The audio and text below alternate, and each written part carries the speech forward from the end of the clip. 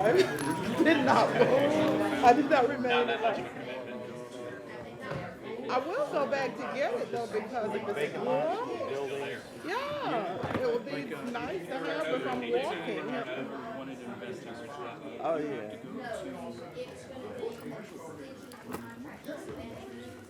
Morning, sir.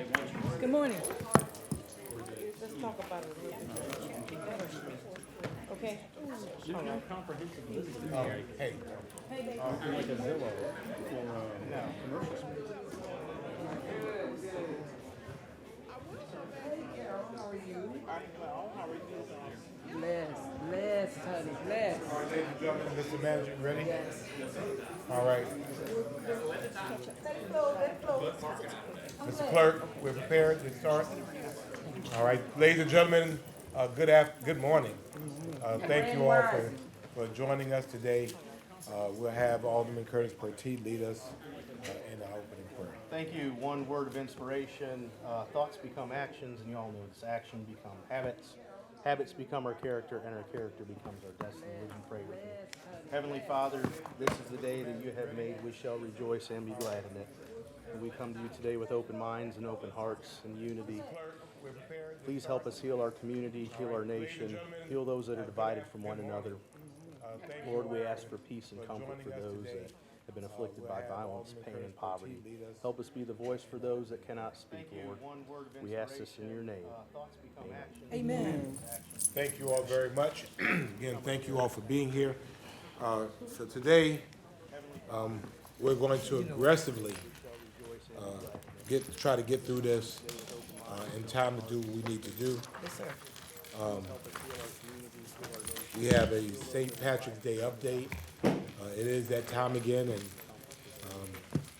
we're actually very, very close to the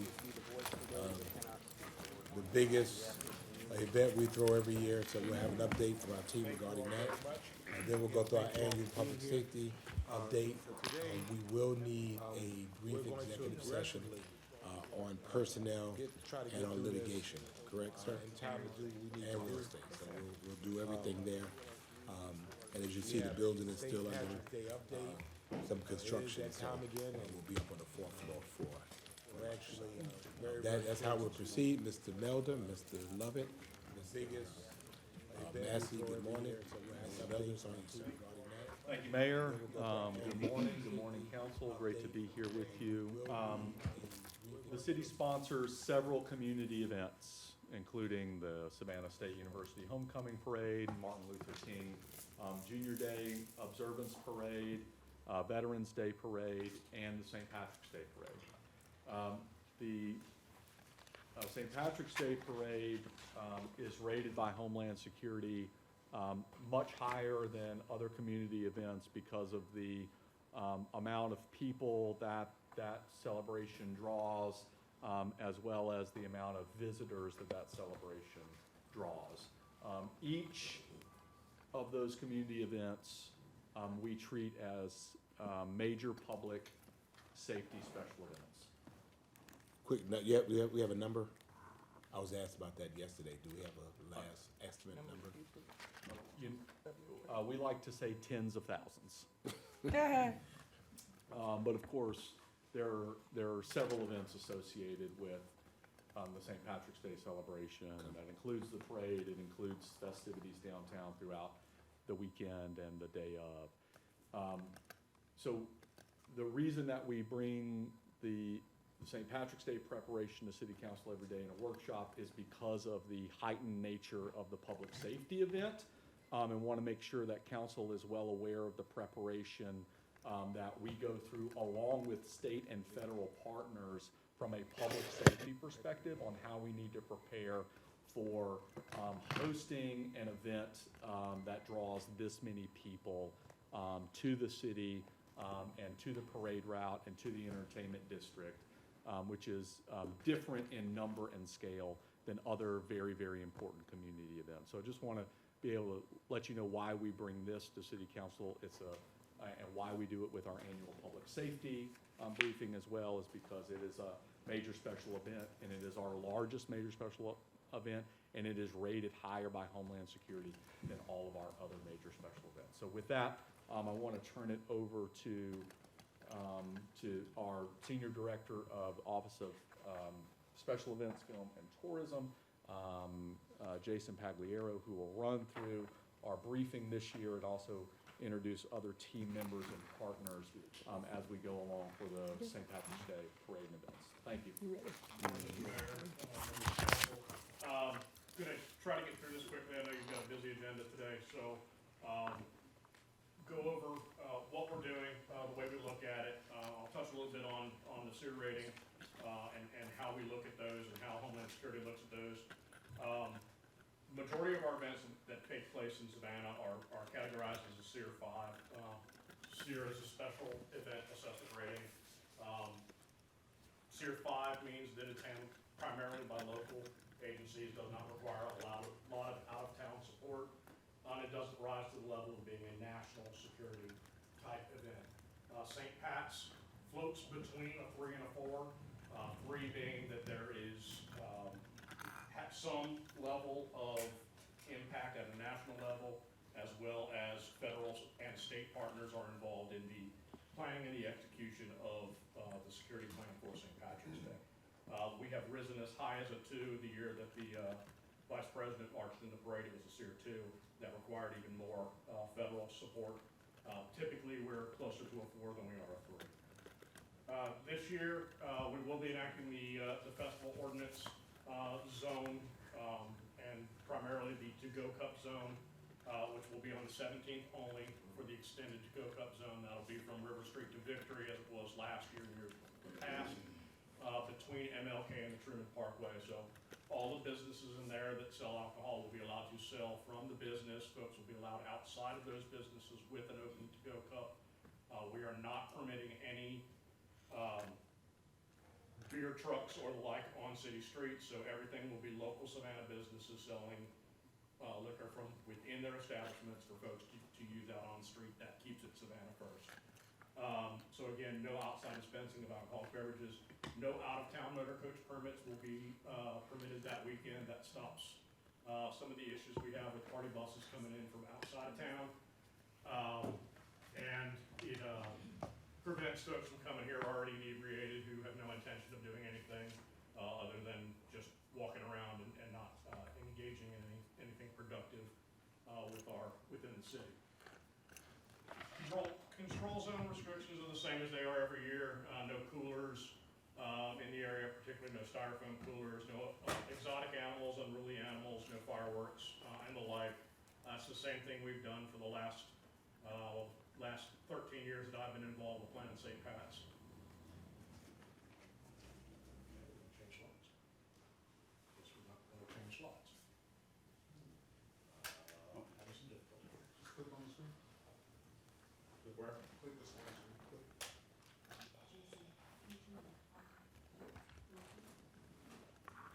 It's working.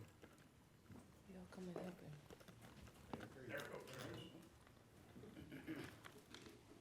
All right, I can't see the mouse, so I can't mark it anymore. We will have the same command post we've had in years past. We are relocating the River Street command post from up here at the top of the ramp. We're putting it down on River Street in parking lot number 1, right at the end of Plant Riverside.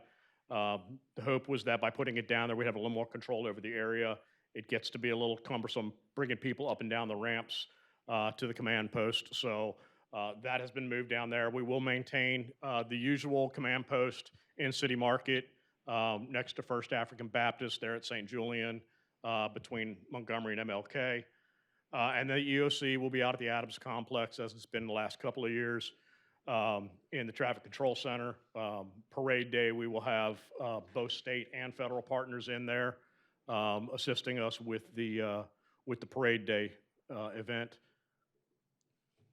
Joe, there we go. We will have ride share set up, same as we did last year. One area that handles Bay Street North, that'll be on Indian Street. One area that handles Broughton to Bay, and then one area that handles Broughton South. The hope in doing that is that we can keep the ride shares going to one specific location, not have them stopping on Broughton, not have them stopping on Bay, keep traffic moving and make it a little safer for our pedestrians who are trying to get to those ride shares. Food truck locations, we actually have 4 locations. One of those we changed last night.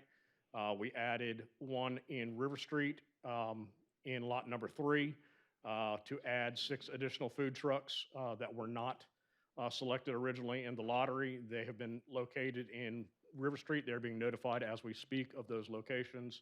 I'll just make a point here. For several years, many years, we've held a lottery for food trucks to be able to set up on some closed streets and public right-of-ways. There's only a finite amount of space that we can provide, and to be fair, we've pulled a lottery for food trucks who entered that lottery to be able to get a space for St. Patrick's Day. At first, that lottery was prioritized businesses within the county. But this year, we've noticed that we have many more City of Savannah-based food truck businesses that have entered the lottery and as a part of kind of our Savannah First philosophy. And thanks to some concerns and flags raised by members of council, we have made some adjustments to this year's food truck schedule. And I want to let you know that the total number of food truck spots that we have available are 27 spots for food trucks. We had 24 City of Savannah food trucks Yes. enter the lottery. All 24 City of Savannah trucks have a spot, and the other 3 were pulled from the lottery. Next year and in the years going forward, that lottery will be prioritized for City of Savannah-based food trucks. So we will try to accommodate all City of Savannah-based food trucks. And if we have extra spaces, we will then go to a lottery there. So thank you all for working through some of those issues as we Thank you see different for responses. listening and hearing. Yeah. Absolutely. Well, Thank you so much. Should we codify this in ordinance, because it seemed like the spirit and the intent that council had, for some reason, wasn't making it down to staff. And every single year, we were just going through this again and again and again and again and again. And so to me, and I think to most of council, if you're paying our business license and you're a Savannah business, That's right. then there should be a home field advantage with doing this. I know you get it, I'm sure you get it, but somebody on the team is not getting it. And we should not have our businesses being frustrated year in and again, I mean, this should not be something that should be in our purview, but obviously it's not working. So do we codify it in ordinance so then it becomes mandatory rather than permissive, or what do you It's think? a good idea to codify an ordinance. We're also working on kind of a more wholesale update to our food truck ordinance as well, and this would be a good place to include it. Yeah. Would council mind just do consensus to direct the city manager to go ahead and prepare that? Definitely. Yes. Yes, absolutely. Mr. Mayor, Well, go ahead and go ahead. thank you, Mr. Mayor. And on that subject too, there's an increased demand for entrepreneurs to be able to serve as vendors, True. markets. How is it currently being managed for any small businesses if they want to vend during the event? So you have to have a license, a business license, and we have policies that allow people to vend out on the street. I don't know if Judy Jones is here that can speak to the specific process or if you know it, but we can absolutely follow up this week with some, or early next week with some information about that. We often kind of run into some issues where we have street vendors that don't have an updated business license. We try to work with them the day of to get updated on their business licenses so that they can vend and push their carts on the street, et cetera. Linda? No, I agree with that assessment, though. Mr. Mayor, Melder, just want to thank you for that. But might I add, the other thing, a lot of those spots are key spots. And when we do that ordinance, can the lottery be for the selection of the spots? That would be fair, so they don't know because. That's a great Yeah, idea. we put it in there, and so nobody can have the same spot all the time, and it'll be random. Can you add that to that too? That would be more fair and equal, and we won't have to come back and say, well, the same person's getting the same spot. I think we should still include the lottery part for where they go, but Mr. Mayor and Mr. City, well, our lawyer at? He leaving us in here by ourselves? Now, I'm just messing with him, right? But Alicia. yes, I we think can do that's that. a- I Do we, think that's do we make that motion? No, I mean, he We don't need to make it, I'll hear just it the out. direction? I'll, Yeah. we'll work that into the order. Yes, please. Thank you so much. I appreciate you and your staff. Thank you, Tag. Thank you, Mr. Mayor. Mr. City you, sir. Manager, I'm told by some of the vendors and entrepreneurs in the community that they're being charged another fee to participate in the St. Patrick's Day activities. Is that true? And if it is, we need to relook at that, because if they're already paying for the permit to actually have a business here in the city, Right. why are we charging them double on that particular day? Let So, me- I mean, just let us, we don't have to discuss it now, I just wanna put it out there. Let me include that in my follow-up, along with how other vendors are able to participate and vend during the St. Patrick's Day or any community event, and we'll include any fees and talk through whether or not those are still necessary. Thank you, and I would like to also thank you personally for the conversation we had on yesterday with one of the food truck owners. Yes, ma'am. So I Thank you. appreciate you doing what you did. May I just, Alderman Leggett. Thank you, Mr. Mayor. Mr. City Manager, when we start talking about Savannah First, what does the enforcement look like? I know you said that some people were gonna be able to address their lack of having business licenses, or their business license have expired on that day. What messages are we sending to people who are not adhering to the rule? Well, I think the message is, one, all of our city marshals and our city marshal auxiliary corps are out that day working.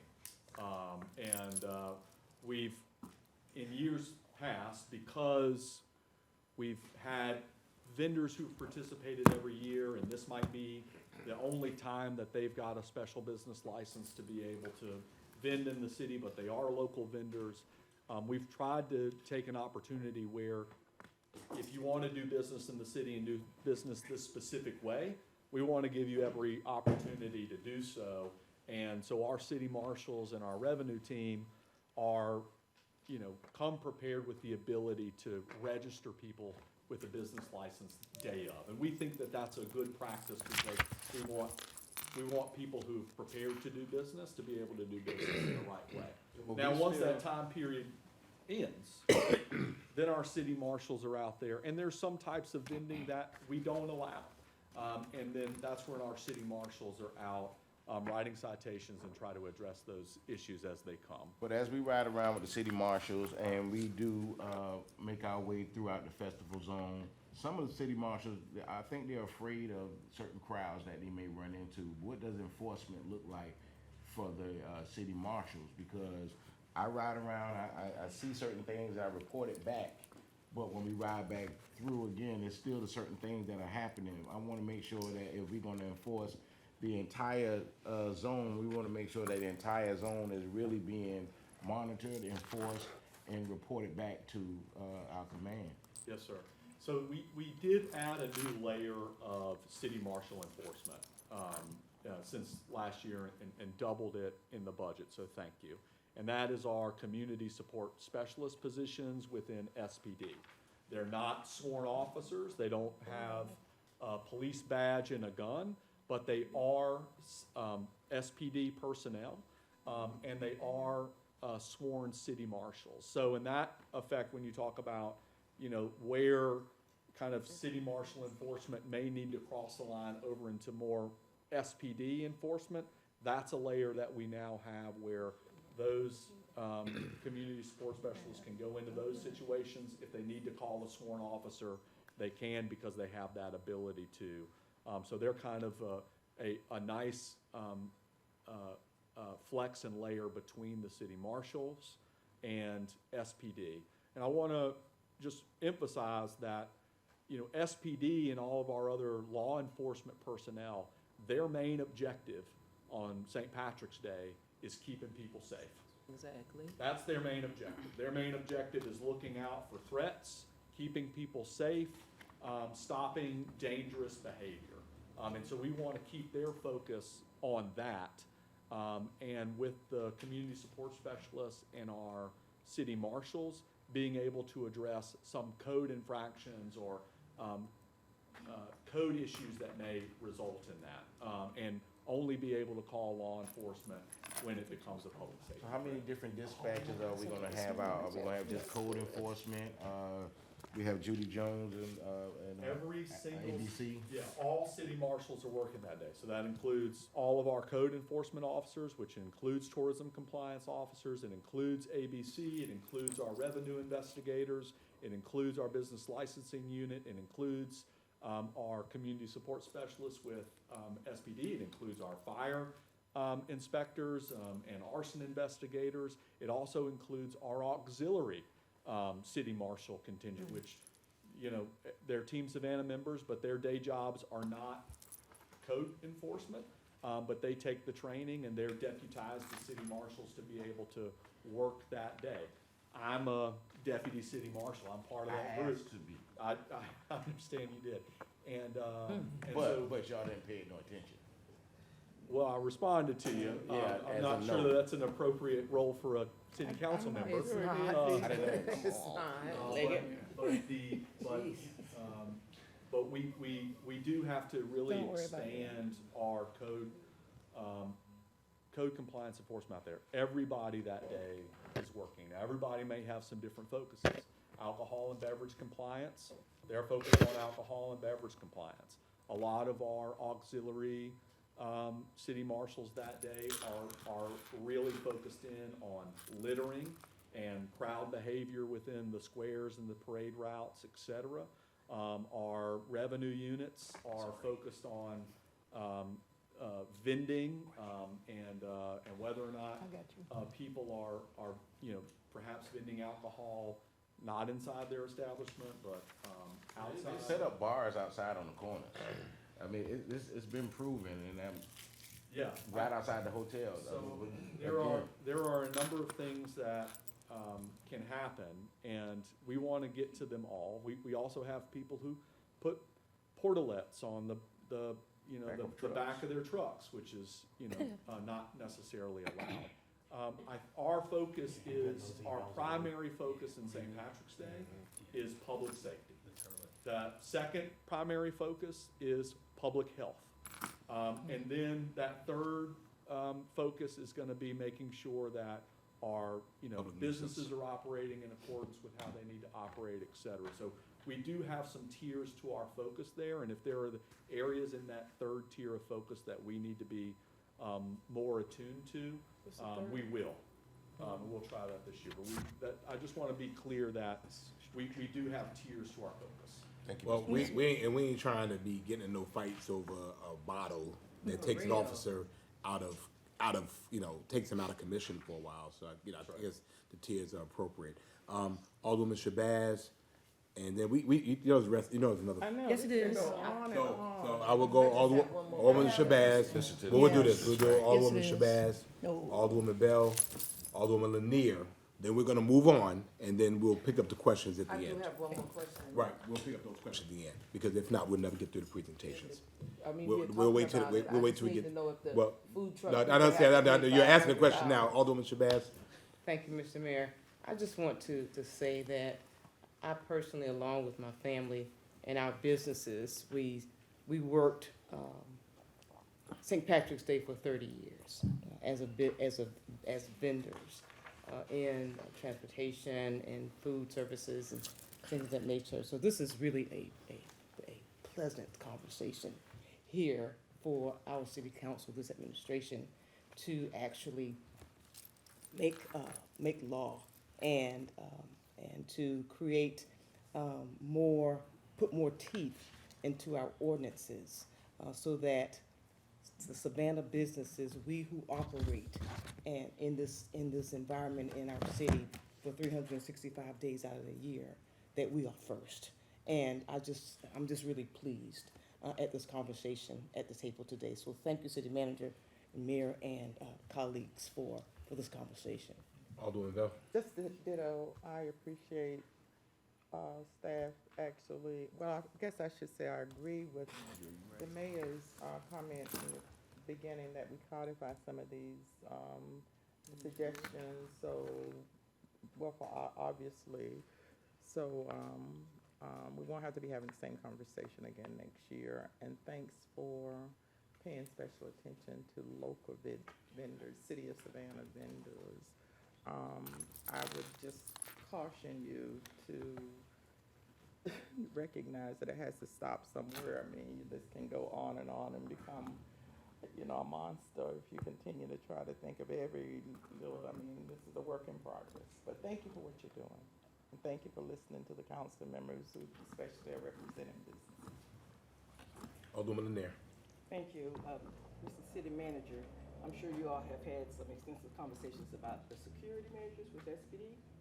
And with us already being somewhat understaffed with SPD, and we have to put this attention in this area for this event, of course, how is this going to impact the other areas of the city, or what are we doing to make sure that we have the right support in other areas? Because as a criminal, this probably would be a prime time Yes, for them to do something in And I know that we'll get to staffing later on, but let me address that. We bring in a lot of outside law enforcement support to help manage the festival area. And we fully staff our precincts, and they are, and our focus in the precincts are our daily beats. So we do not at all skimp from our precinct and local patrol beats on those days for the exact reasons that you said, where people might think all of that focus and attention is here.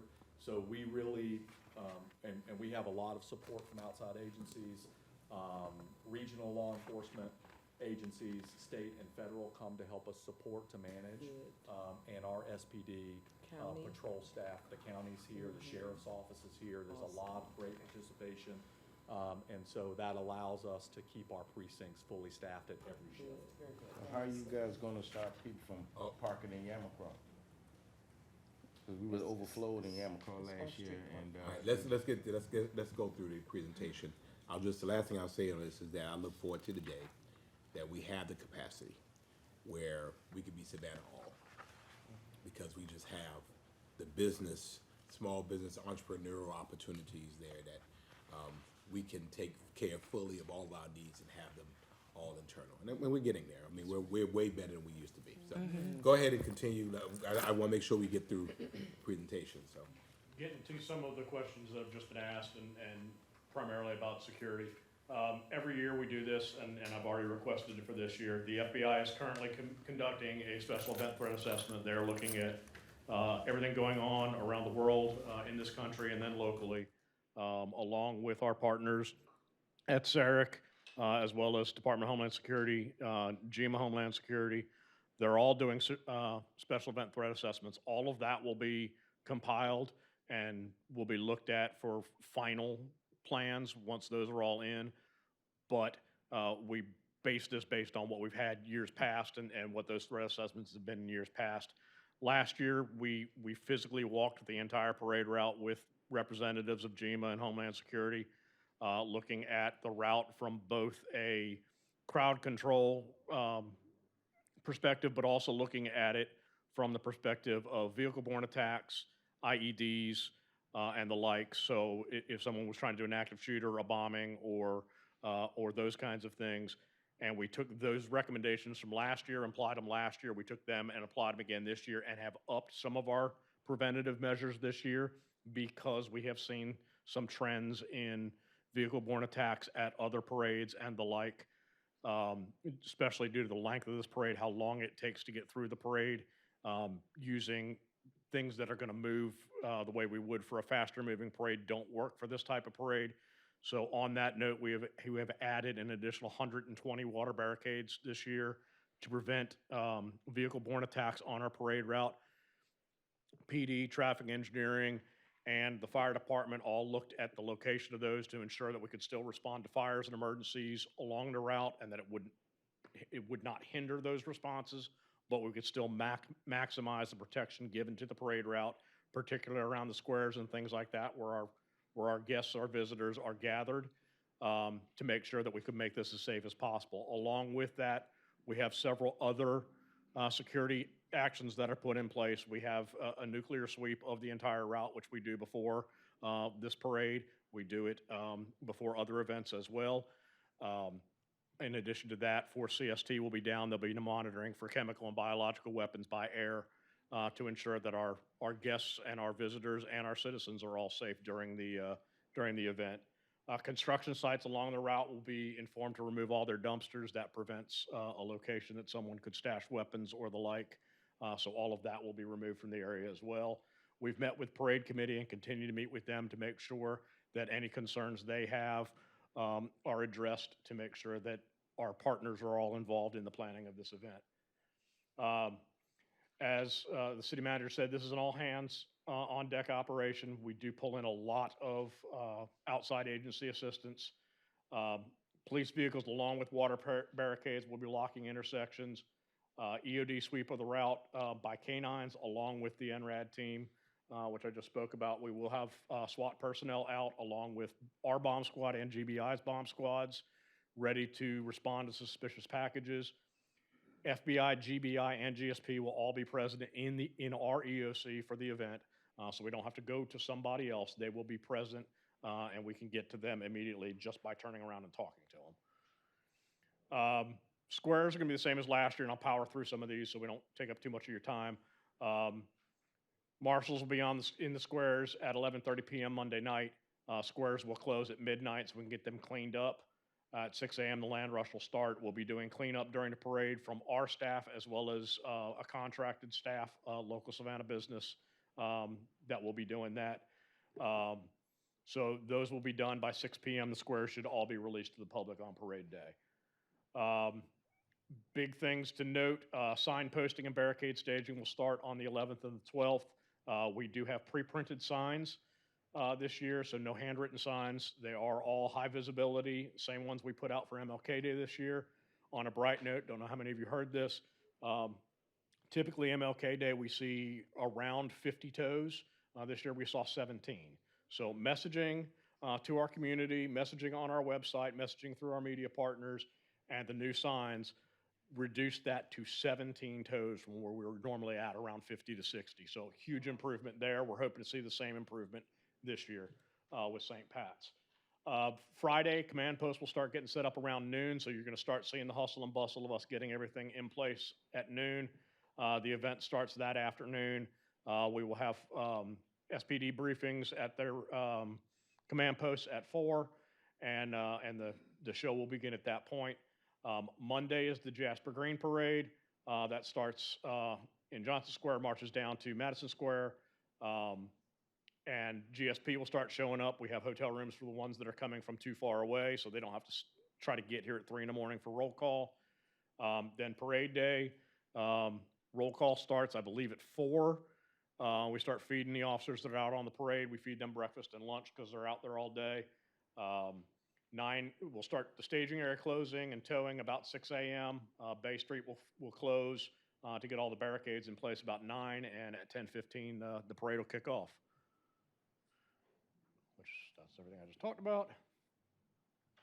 We have contracts with several companies. AWP will be doing our barricades again this year. They're on a piggyback contract with Sandy Springs.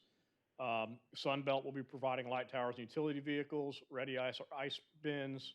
All this is done, and all these contracts are in, requisitions are in. Ardsley Station, a local Savannah business, is doing our catering for all of the officers and city staff that are working downtown. Hotel rooms are procured. United Site Services is handling all the portalets. That is all done. Chick-fil-A on Victory is handling the box breakfast and lunch for parade staff. Canical, local business, did all of our no parking signs. Cleanliness is through Sam J, also a local business and a city contract. And that's all I have. If there's anything more you need from us. Just to wrap it up, you will be doing our normal press briefings and talking about every aspect of the event, from parking and transportation to more public safety and and then, you know, really focusing on the celebration point. But really the emphasis that I want to make clear here is that for us in the city, number one, this is a public safety event, and our eyes need to be on the public safety ball first and foremost, and we wanted to make sure that you had some awareness and insight into all of the different facets of our partners that we work with in terms to this level of event and what kind of effort that means for public safety. And sadly, the nature of public events, as we've seen all across the nation, is you have to prepare for everything, and we are doing that. All right. I promised Alderman Blakely first. Thank you so much, Mr. Mayor. Mr. City Manager, I think this question would be for you or either you. I was told that the fee for the food trucks permit is $500. Is that true? And if it is, Honestly, Mr. don't know. Food trucks are not handled out of my office. I Right. can't answer that. Okay, Yes, well, no, we'll but I- find out and let you Yes, know, ma'am. because I think that's a little steep, Okay. but We'll- let's just we'll talk follow about up it. on that. Yes, ma'am. Thank you. Okay, Alderwoman Wilder-Brian. Yes, sir. We are fiduciary members, and I get that there is an additional fee when they do the process, and it's because they make a whole bunch of money, right? They make a whole bunch of money. Not to include them on that one day, and a lot of them work the whole day. So that's something that we need to revisit.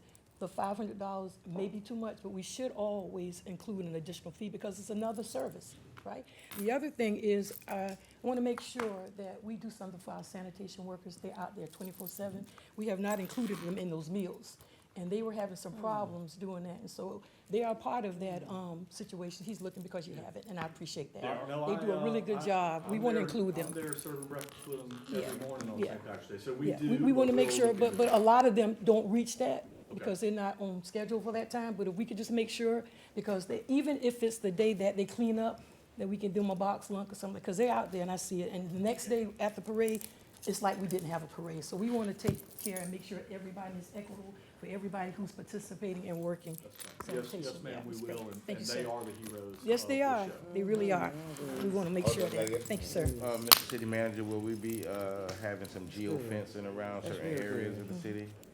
For ride shares, Not only ride shares, but some people who ride those bicycles like they have in Washington. And, when you get close to certain monuments, it's shut off. Do we have that type of technology? well, we don't have, so we do geofencing for ride shares. Good job. But because we don't license any scooter or bike shares, there's no geofencing, here for them. And like the program that you're talking about in Washington DC, those are ride share scooters and bicycles that are contracted with the city and the federal, government in some cases. And they're geofenced to not operate in certain areas. Somebody might have a private scooter and a private bicycle, and those geofences wouldn't work on those private bicycles and private scooters anyway. But we don't have any licenses like that. We don't allow any, at this time, any rideshare scooters. Let's just make sure that our marshals, when they're out in the squares, that we have, people with their eyes on the folks with the, electric bicycles. Yes, sir. Because I know we're not supposed to ride in the square. That's right. But we do have people that will test. Yeah, they do. Yes, sir. Thank you, sir. Alderwoman Shabazz and Alderwoman Lanier. Thank you, Mr. Mayor. My question is in reference to the party buses. And as people are planning and already have planned, what do we, in a sense of enforcement, how are we going to control folks who just advertising all over the place and stating that they're gonna have party buses to meet out at 204, at 95, it just, when you're in that transportation business, you know all the spots, and you're meeting and bringing the folks into Savannah. How are we going to control that? Yes, Jason, talk to that. We have reached out to all of the bus companies through Parking Mobility. motor coaches that come into the city are required to get a permit to come into the city. Those permits are suspended St. Pat's weekend, so they are not able to come into the downtown historic district at all, into north of Victory Drive. They're not, we don't give them a permit, we've notified all of them that they cannot do that. The issue is what you just described, is they come to the county or they go to Pooler and they dump off there. Not really a lot we can do, because at that point, they're coming in a local, Uber or a local small transportation company that doesn't fall under that category. There's not much we can do with that. Because we don't know if they're picking, if it's a shuttle coming from a hotel or if it's a shuttle coming from, so when it gets to that point, there's not much we can do. We have made it difficult for them to do it. There's gonna be an additional expense to them to have to coordinate with somebody else locally to get, but at least that puts some of the money local, but there's really no way to stop it. And I think we've been very successful in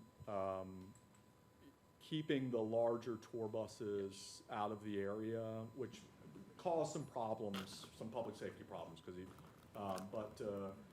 you know, in the event that, you know, folks are organizing their own, you know, carpooling into downtown, I think is better than, you know, driving in, you know, ones and twosies and taking up parking spots and maybe enjoying yourself a little too much and then getting behind the wheel. So we encourage everybody to come safe and come prepared, and that's gonna be part of our briefings as we get closer to St. Patrick's Day that we do every year, Mayor Pro Tem, about talking about best practices, about how to get to downtown for the parade, how to get there safely, and how to do that the easiest way. And a lot of times that isn't driving your own car and trying to find a parking spot.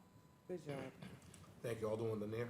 Thank you, Mr. Mayor. I actually found the answer to my question about the bicycles and the skates. That's for the control zone. Okay, and so, okay, got it. I did want to add, so state law allows us to have an additional day of liquor, so to speak, Sunday that we can use. I know that we usually use St. Patrick's Day. We've done New Year's Eve. And this year is also the nation's 250th birthday. Have you made any thoughts or recommendations about what date? We've not made a decision on that. We usually poll our businesses. Right. And let them have a lot of influence on what Sunday in the year they get to have. The latest information I had from Director Jones was that our local businesses were eyeing the St. Patrick's Day Sunday this year for that. So we can continue to work through that. This will, you know, I think totally understand their approach there, and we'll absolutely operationalize whatever City Council wants. We're looking at a 5-day St. Patrick's Day event essentially this year. St. Patrick's Day is on Tuesday. The parade will be on Tuesday. We fully expect that there will be celebrations in the city beginning Friday night, Saturday night. If Sunday is the day where bars and lounges are open for that Sunday, we'll see some of that. Probably slow down Monday, and we'll have more of a community-focused parade on Tuesday, as they sometimes are during the week. Yeah, I mean, this is different. You know, fortunately, I mean, we had those where, you know, we were hitting right up on Saturday and everybody was here.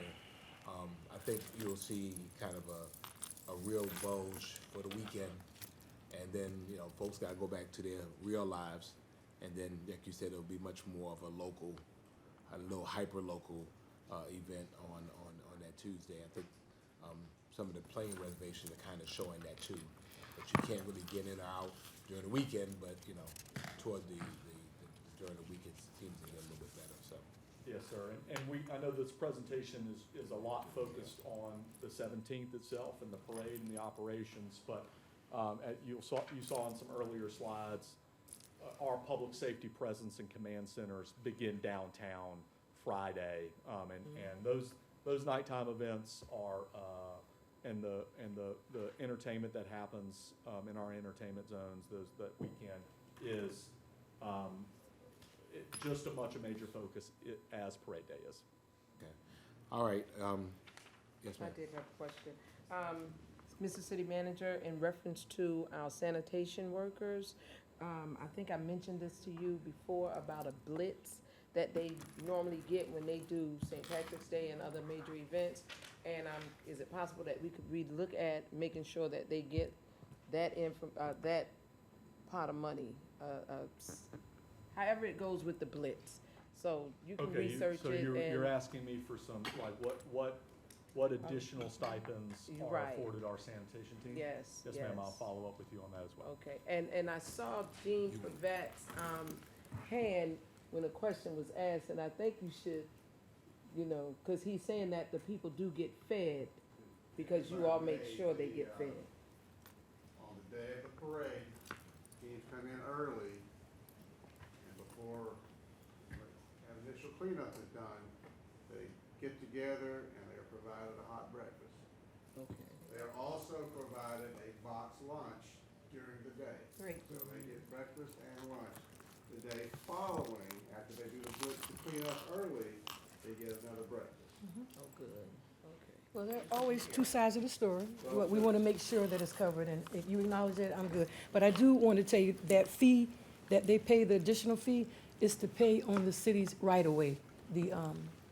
That's the additional fee that they Yes, pay. ma'am, yeah. The and right-of-way that's the- where they park. Yeah, for the, and that's the benefit is we open up a right of way for Right. food trucks and we do, there's some administration fees associated with that, but we'll Right. follow up with Yeah. what Thank they you are. so much, I appreciate it. All right, thank you.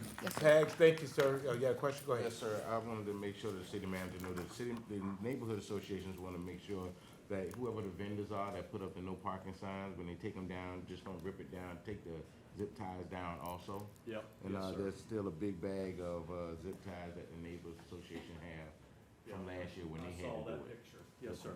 So we're on that. We understand that that is not the Savannah standard, so the Savannah standard will be to collect the zip ties as well and leave it like we found it. And one more thing, I promise this is it. We need to get the porta lights, the large ones, they need to move too. They actually stay there a little longer than they should. Yeah, We'll make sure we stay on top of that, We please. try to get those out as quickly as possible. Again, when I talked about our first focus being public safety, our second focus being public health. Yes, Our portalets are a big part of that public health Right. effort, and so we try to get as many in as we can in the right places, and it's just it becomes a logistics question about how quickly we can get those out in Yes, sir. service. But yes, ma'am. thank you, sir. Fire, dun, dun, dun, dun, dun, dun. Thank you, thank you. Fire. Welcome, What you know Chief about that, Bernard Mr. and Bear? Chief I'm old Haney. enough, I'm old. And Todd really turns me on. That's right. And if we could move through these presentations, Thank and you. if there aren't any urgent questions, we'll wait till the end. Couldn't see burning questions? Yeah, Burning questions. burning question. Burning questions.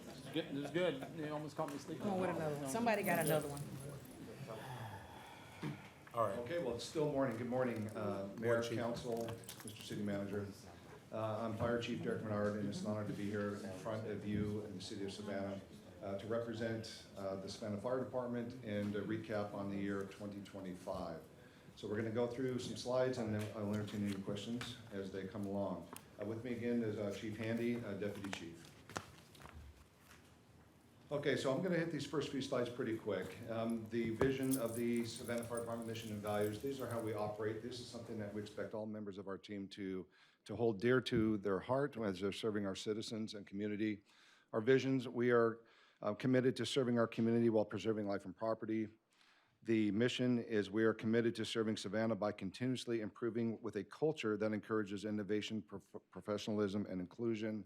And then the values, which are also committed, are communication, open-mindedness, motivation, mastery of skills, inclusive, teamwork, trust, efficient, and dedication. The resources that we have for the Savannah Fire Department, we have 308 line personnel. We have 29 administrative staff. With administrative staff, that also includes our fire marshal's office, training, and myself, Chief Handy, those that are in the administrative team. We have 3 battalions that are online that cover our city with 16 stations, 16 engine companies, 6 aerial apparatus, 2 heavy rescues, and 2 marine units. In 2026, we were authorized 30 additional firefighters to open Station 16, which we opened middle of December. So these 30 firefighters are currently in a fire academy at the moment. We were authorized 2 fire prevention staff, an inspector, and plan reviewer to bring our total in 2026 to 369 authorized staff.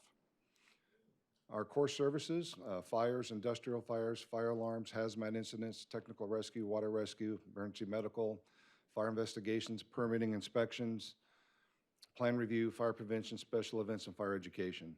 We are an all hazards full service department, so we do cover a lot of ground.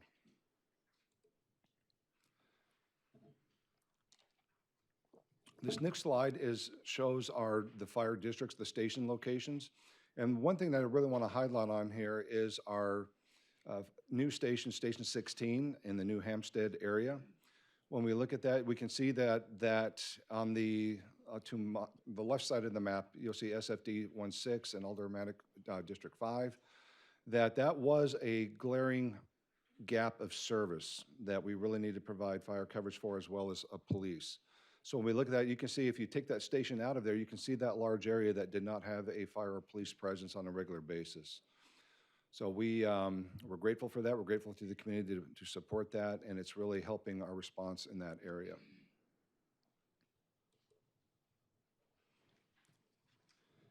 Okay, this slide, this is for 2025. I'm not going to review all of these numbers, but I would like to highlight a few for you. That first graphic is for fire prevention with the number of inspections, number of existing buildings, and so forth. 2 key highlights here. Under existing business inspections, the team was able to perform 986. That is a 138% increase over 2024. So those are existing buildings in Savannah that our team was able to get into and check for fire safety. Life safety checks, this centers around people's homes, centers around preparing for St. Patrick's Day. We were able to increase our numbers from 309 to 499, or a 61% increase. So we were able to add 3 new members to our team at the end of 2024 that has helped us increase our inspection level. When we slide to the middle graphic, the operations, a few things to highlight here. Our call volume for this year was 13,679. It's the very bottom number. That's about a 1% decrease from the previous year, so relatively flat.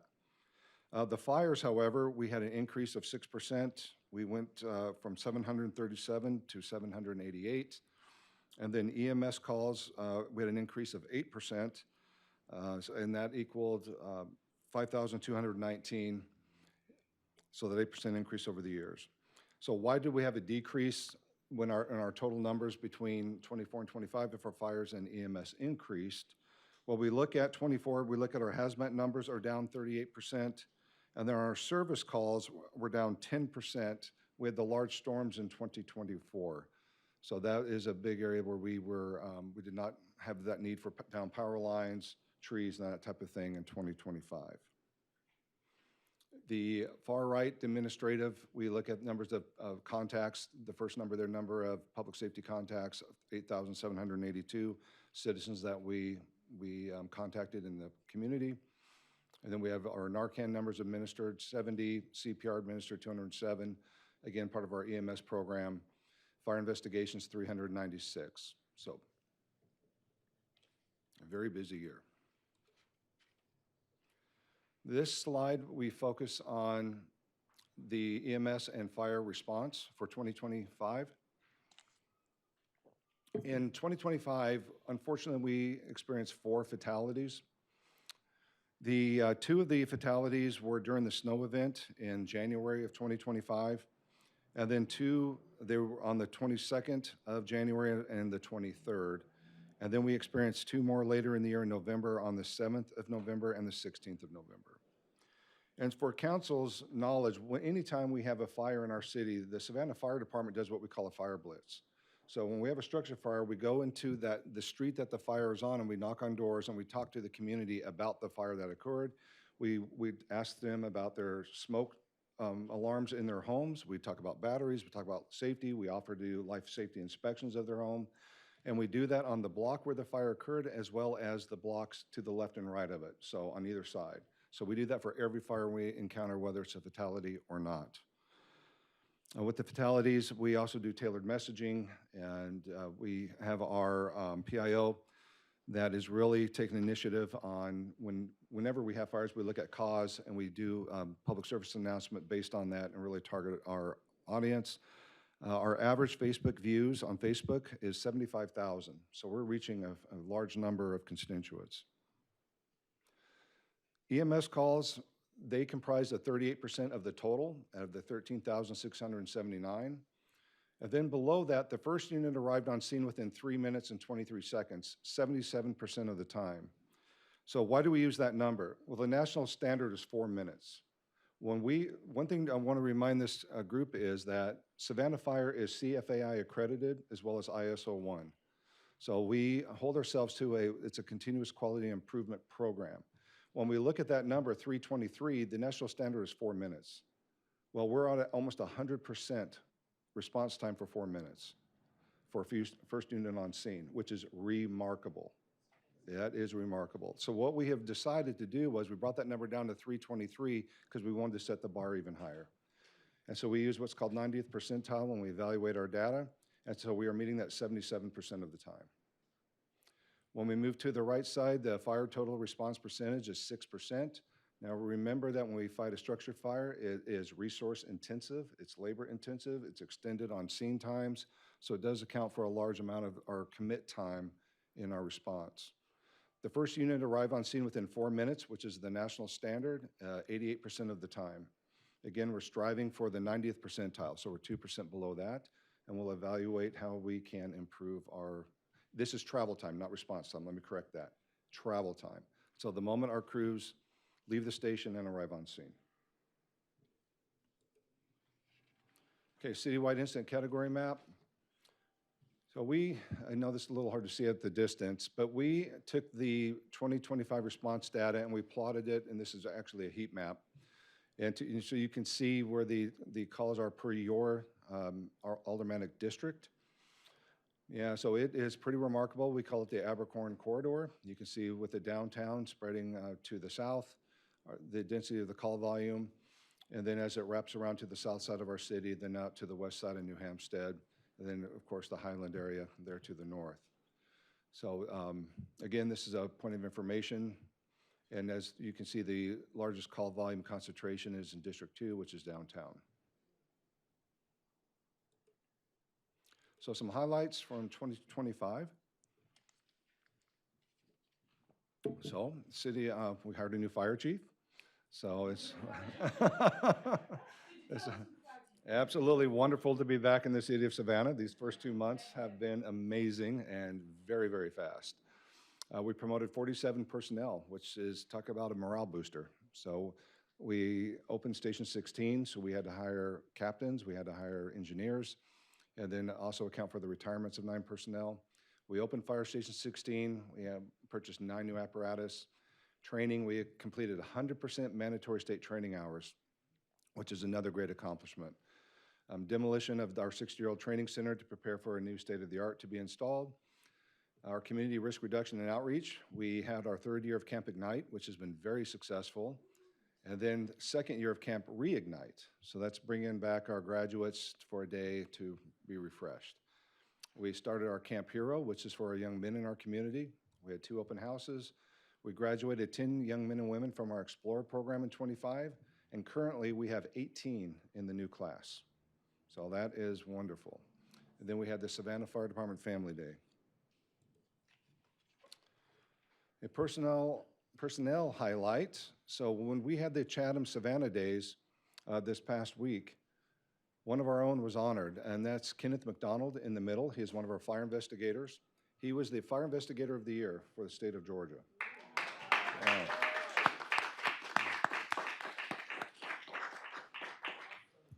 So I need to brag on these 2 fire investigators. You see Fred Anderson on the right, and then Lee, she's on the left with the ATF. The ATF nationally sends their members who are going through the CFI program, fire investigator program to Savannah to train with Fred and Kenny. So they bring them here to train. And Kenny was honored with this award based on an investigation that happened 5 years ago. Some of you may recall the unfortunate incident where we had a citizen driving her car, and her car exploded. Yes, and turned out that it was actually a bomb that was planted under her seat. So Kenneth McDonald, and of course Fred Anderson assisted, and then with the work of the ATF, were able to solve that case. And it was remarkable. We're talking taking chips, pieces out of the debris, and being able to figure out where things were bought and purchased and so forth. And the amount of work was remarkable. But again, we're a nationally recognized fire department, fire investigation team. Again, with the ATF sending their people here to train. Very proud of that.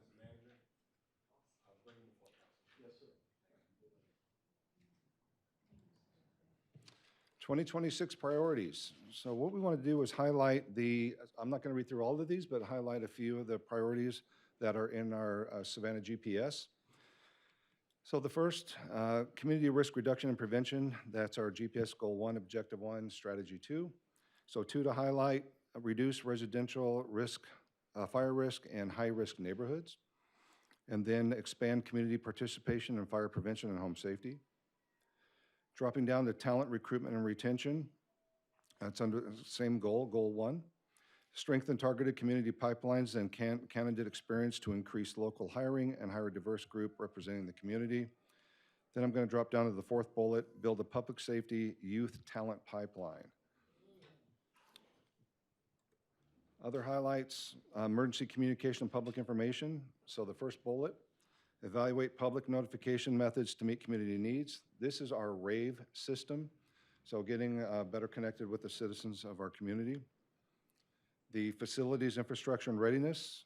I'm going to read both bullet points. Assess public safety facilities and prioritize capital improvement needs, and replace the fire training facility to meet modern safety standards.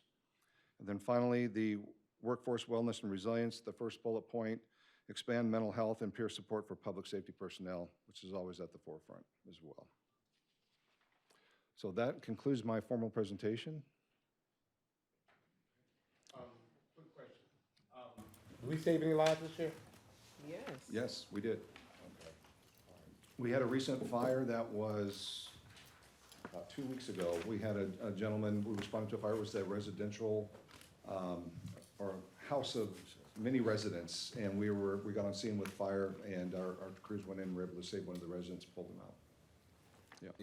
This council has been very supportive of these two administrations, at least, of expanding our BLS, basic life support, Yes.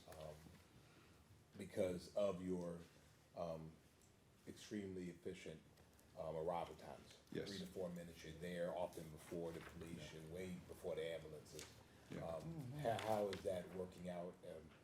Have we, are we at the point of where we've evaluated this to see whether we need to move further into some areas of, ALDS or what, LS. LALS, right? Yeah. Yeah, so that's something that we will definitely evaluate, especially with my return. We ran 5,500 calls in the EMS approximately. And just a very quick overview, when we worked with Chatham Emergency Services, we looked at, they have 65,000 calls in our city for EMS. That's a big number. So when you look at that, you look at about 10% is advanced life support. And then you look at, 6,500, then we start drilling down. That's how we landed with the call types that we respond on. We've been successful. Our very first call we ever ran as a EMS department was a cardiac save. A person that was pulseless, no pulse, not breathing, and our team shocked that person, and they were talking to them before the ambulance arrived. So we do have those kind of success stories that continue. It's something that we're going to add as a KPI, key performance indicator to monitor save rate and that type of thing. We do have a defibrillators on all our apparatus, right? We do, for basic life support, which is Right. AEDs Right. and the rest of the equipment, Okay. yes. Thank you. Yes, we'll start with Alderman Pertee. Thank you, Chief. I really like that you've got in the priorities, expand mental health and peer support for public safety personnel, and then sounds like it's a shared relationship, in here, develop in-house fire, police, wellness, team implementation plan. So I know we're talking about ALS and basic life support, and I don't mean to dog other areas. I brag on us all the time because I think we do a heck of a job, and you have an outstanding, phenomenal team of folks.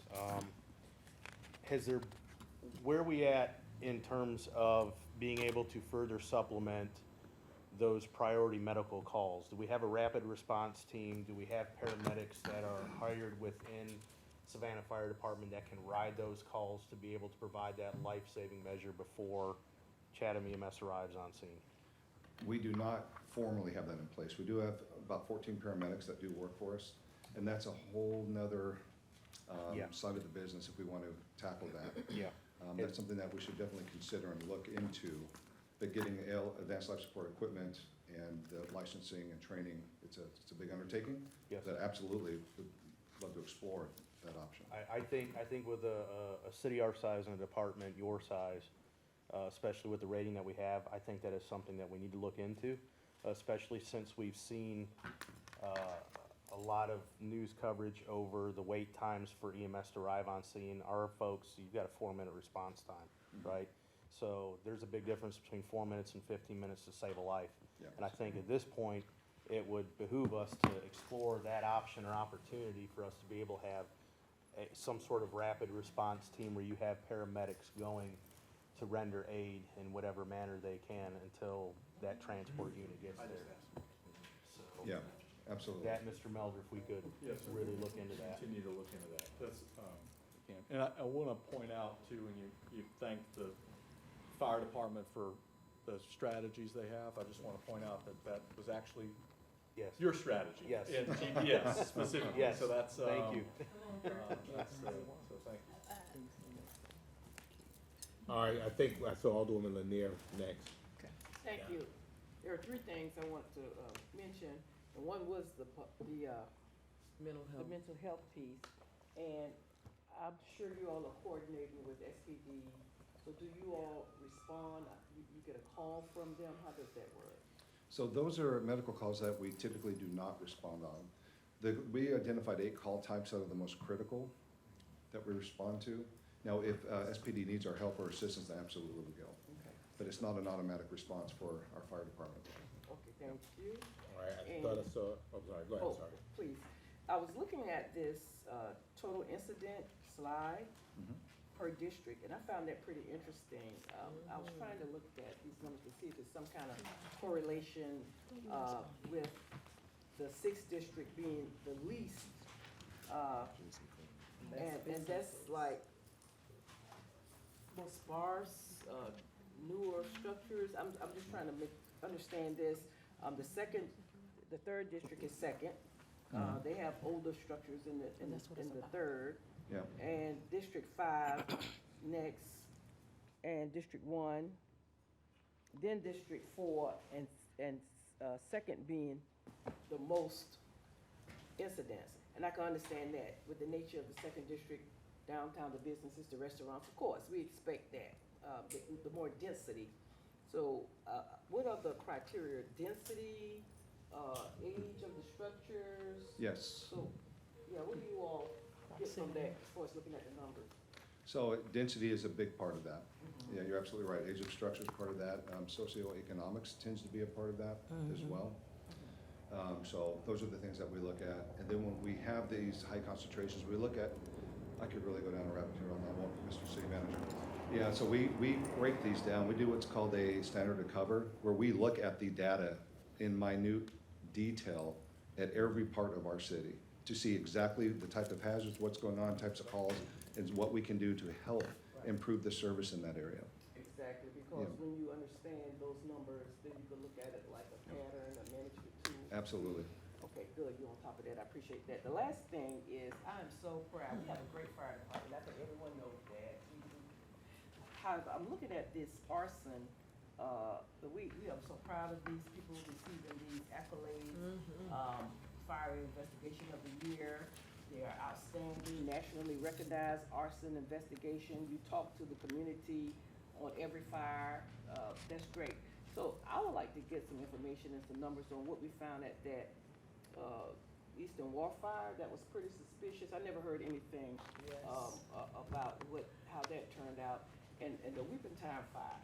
So the Eastern Wharf fire? Yes. That was a plumber that was grinding on a metal pipe up on the 5th floor. And so the sparks had gotten into some combustible material. I got it, Is because what- I know something about they went to lunch and came back and it was all over Yeah, the place. exactly. He stayed and was working. That's on the correct. lunch break. Yeah. Okay. The other thing is the Weeping Time fire. That was quite suspicious because the house burnt and the guardhouse burnt, but in between, there was no scorching or anything. So that was two separate settings. And so what did we find over there? Chief Handy, do you know the answer to that question? I don't have the answer, we could follow it. Please, I'm very Yeah. curious as. What year did that happen? Last year. Last year. Last. I think it was toward the end of last year. Yes, yes. I can't tell. I know we were looking into it, but I haven't. We actually went out there And and we have all scoped of out these- the place. Professional arson people with all these accolades, I'm sure we can get to the bottom of that, so I like to get that information. Thank you. All right, I think I saw Alderman Blakely. Thank you, Mayor Johnson. Chief, Yes, ma'am. you talked about the inspections for homes and what all you do when you go after a fire has taken place. Yes. What is the process if a citizen wanted to get their alarm and their fire extinguisher inspected? Do you all still give out the fire alarms like you used to do? I remember back in the day, you would come and replace Yes. outdated fire alarms, and what is it, you can't see it, but it's in the air? Carbon monoxide. Thank you, carbon monoxide. Do you still do those type things? And if so, for our listening audience and the people that's viewing right now, what is the process that they So- have to go through? Yes, ma'am. We have a partnership with the Red Cross. And so they have supplied our smoke alarms to us, and then we carry them on the fire engines, and then they contact our fire prevention office and schedule a home safety visit. So we go out and we'll install the smoke detector, but we will also, if the citizen would like us, we'll walk their home. So we'll take a look at everything. We'll look at their kitchen, we'll look at extension cords, we'll look at their, exiting, and help them have a safer place to live. Sounds good. What is the number to the fire prevention office? I don't have that with me, ma'am, but we'll. Well, just sure. for, Yeah, they can call 311 and they would be able to give them excellent. that Yes. information. Yes. Alderwoman Bell wants to know if you can put it on the website as well. Absolutely, we can. Okay, one more thing. You talked about building a public safety youth talent pipeline. Yes, ma'am. That is awesome. Yes. So what are the ages? And is that gonna take place during the summer with summer, what is that, Summer Ignite? How's that gonna work? And I'm just excited about it because it is something that we will be able to do in the summer for our kids again, if it's gonna take place in the summer. Yeah, so the beautiful thing is we have many options for the youth. So we have the Explorer program, which is our high school program that goes throughout the school year. And then we have the summer programs, which is Camp Ignite, which is for the young ladies of our community. And then we have Camp Hero, which is for the young men of our community. And so with Camp Ignite, we have the, excuse me, the female staff come in and they train and they work with them because, they teach them body mechanics and what they do to stay fit and how they do the business and the job and so forth. And so then it's a wonderful experience. And then it builds self-esteem and hopefully have them have an interest in the program and becoming a firefighter. And so then the Explorer program, then the Camp Hero. So the Hero and Ignite are summer programs, and then the Explorer programs throughout the year. Throughout the year? Yes. Okay, and if somebody wanted to join, how would they go about doing that? Just reach out to, Yes, reach out to Fire our, department. Fire Department, Fire Administration. They can look on our website, and there's contact information there. And then when we do start advertising for this, social media will be posted for that. as sounds well. good. Yeah, it's great programs. Thank you. If I could just add a time check. 12:17. 12:17, got some meaty stuff left. Alderman Shabazz? Thank you, Mr. Mayor. I just want to thank you, Mr. City Manager, and super team Savannah. for Fire Station number 16 out at Hampstead West in the Hampstead area. The community, they've been asking for that public safety facility for some years now, and we finally cut the ribbon on it. So the residents are very happy that we have gotten that done for public safety, and I just wanted to make that announcement. Again, thank you, Mr. Mayor and council too, for making sure that we resource our public in that way. So thank you all so much. All right. That's Alderman Wilder Bryan. Mr. Mayor, I can't let you outdo me about this song. So great balls of fire in my Jerry Lewis voice. Please tell me, sir, you guys do fantastic PowerPoints. I wouldn't want to come behind you, but great. So a lot of times when you have fires, they're late at night, right? Most of the fires. And in the 3rd District, I've been able to go and attend some. Your fire department does a great job. They wear many hats, right? They connect with the fire, the Red Cross. They let people know where they can go. They also have told people, our partnership with the homeless authorities and all. So I want to tell you kudos for that. They do a really good job. And to piggyback on the alderman from at large, we talked about this, the police department, they give out safety locks for guns, right? Without any invasive, coming to your house. They just give them out at the meetings. Can we not just offer those to the elderly? Because they're kind of particular about who comes into their homes. I want to know if we can kind of just mesh out the liability of giving them those fire alarms, because they need them too, and they really don't want people coming into their houses. They just, they've asked me to ask this. So that's a good thing what she said. But we want to make sure that they have access to them, even if you don't come and check. Can you figure out how we can do that, Mr. City Manager, Mr. Attorney? Can we find out a way so that if they want them, they can get them? I know that's a great thing with being proactive, but we can also be proactive by at least letting them have those smoke alarms. Let me add, because I Yes. remember it was a grant program, and part of the grant was that they would be installed, because you couldn't necessarily ensure that they were installed properly. And that's why I said the And liability part of the it. other benefit we had was is that, particularly for some of our senior saints, so to speak, our firefighters had the opportunity in going into the house to see other things. They may not be there might be some other issues there that they can help access some wraparound services that we were able to get into. And I remember during my automatic days, that there were times that there were things that we didn't know the person hadn't eaten until a firefighter was in there to do and recognize the person that eat, or the house seemed to be unsafe. So I mean, I think we can figure out a way of how to manage both of those, but making sure that it's installed properly is important. So. Yes, sir, I agree. We'll look back on that. Yeah, we just want to give them options. Thank you so much. Thank you. Thank you, Chief. Welcome back. Administrators, well done. Now we'll turn it over to Chief Gunther, and Savannah's finest. Come on, We also have Assistant Chief Devon Adams and Assistant Chief Rob Gavin. come on through, 5. You don't have no police song, sir? What you gonna do when they come for you? What you gonna do? What you gonna do when they come for you? Yeah. Yes, sir.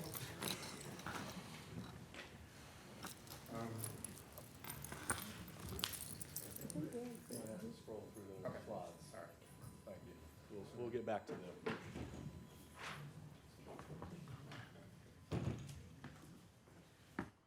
There we go.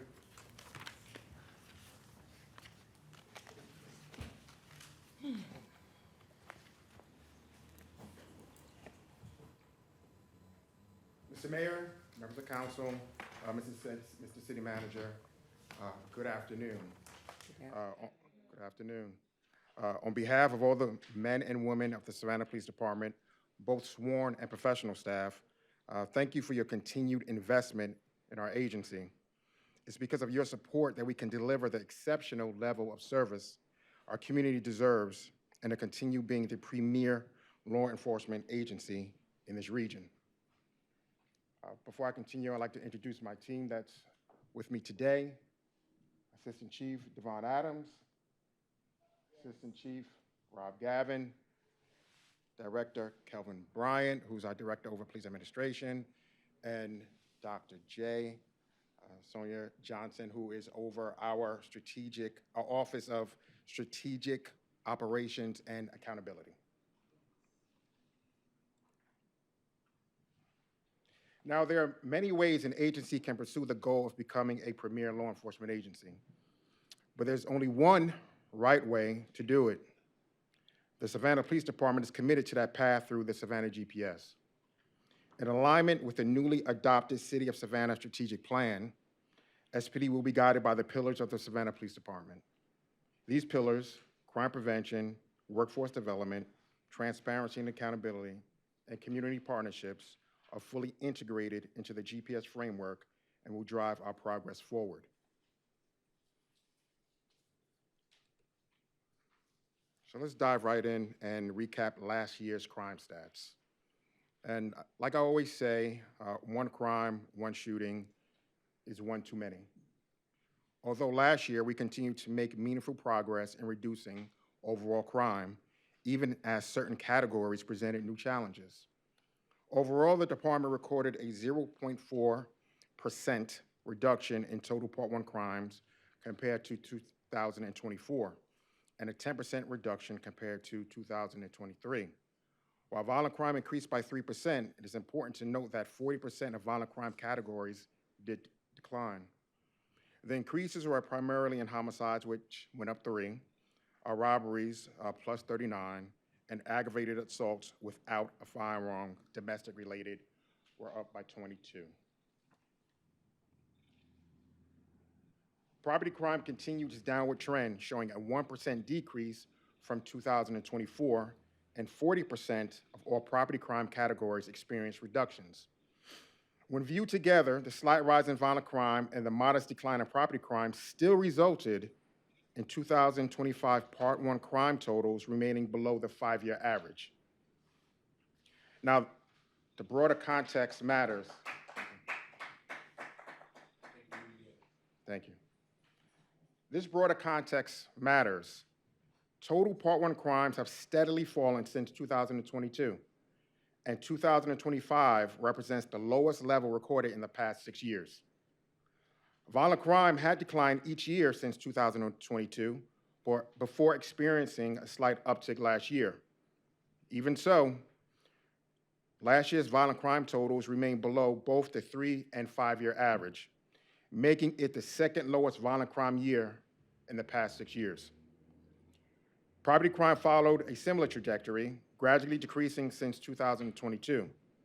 With 4,260 incidents, 2025 marked the second lowest year since 2020, with only 90 more incidents than that benchmark year. Taken together, violent, property, and total Part 1 crimes last year all fell below the 3-year average, reinforcing that while challenges remain, the long-term trajectory continues to move in the right direction. When we compare last year to 2024, several specific crime categories did experience increases. Homicides rose by 3 additional homicides. Robberies saw notable shifts as well. Our commercial robberies increased by 6 incidents, and notably, our street robberies rose by 39 incidents, and our residential robberies increased by 9 incidents. Aggravated assaults without a firearm also increased, with the non-domestic cases up 18 incidents, and domestic case went up by 22 incidents.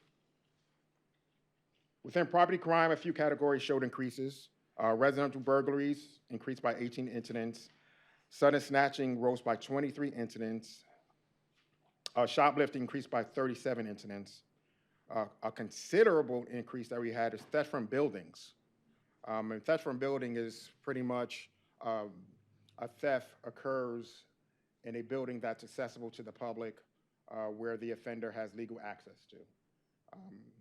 An example, if someone goes into one of our community centers and takes something that belongs to someone else, that's a theft from a building. The increase that we have is 126 incidents within that category. So that really drove our numbers there. Other larcenies rose by 45 incidents, and auto thefts involving other vehicles, which is your electric bikes, your scooters, your ATVs, increased by 48 incidents. Even with these increases, 40% of all Part 1 crime categories experienced a decrease in 2025. Now, on the violent crime side, several key categories declined. Sexual assaults, aggravated assaults with a gun, non-domestic, and aggravated assaults with a gun, domestic. Property crime also showed some reductions in several areas. Commercial burglaries declined, entering auto thefts by over 200 incidents compared to last year. And if you compare it to that category to 2023, entering autos decreased by over 400 incidents.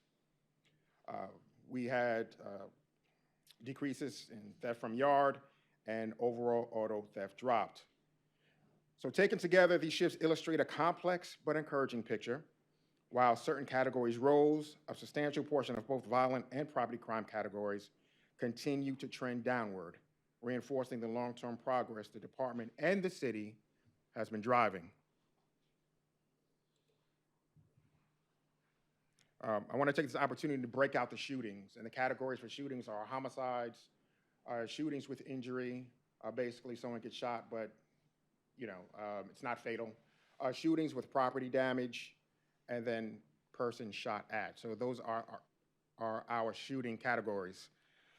In 2025, the Savannah Police Department recorded a 16% reduction in total shooting incidents, dropping from 275 in 2024 to 232 last year.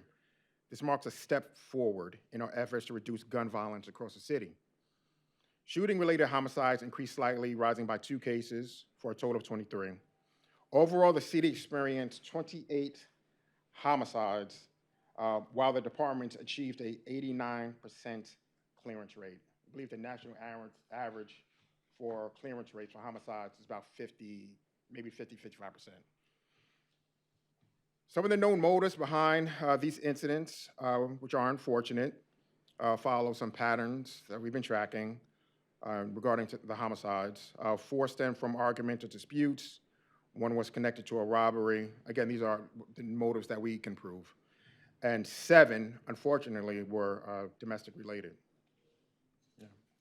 Non-fatal shootings decreased by 18%, with 76 incidents, down from 93 the previous year. Shootings that result in a property damage, so when a shooting happens and the bullets or projectiles hit a residence, an occupied residence, they also declined sharply, falling about 32%. So basically from 109 incidents in 2024 to 69 last year. However, shootings in which a subject was shot at but not struck did increase by 4 cases, bringing that total to 64. So in total, 79 incidents in 2025 results in about 94 non-fatal victims. This is our categories right here: shooting with injury, shooting with property damage, occupied residence, a person shot at, which is a decrease from 2024, where 91 incidents reduced 125 victims. This reduction reflects both fewer shooting events and fewer victims per incident. And I just want to make it very clear, we're not up here celebrating these decreases, but I think it's important to note that progress is being made.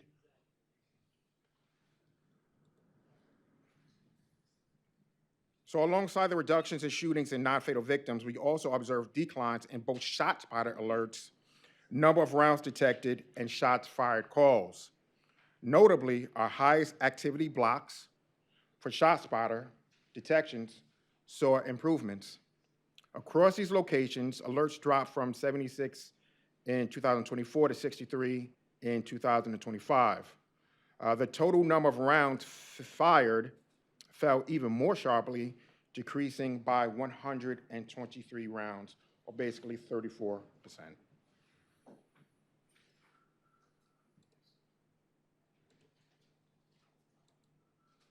Let me go back.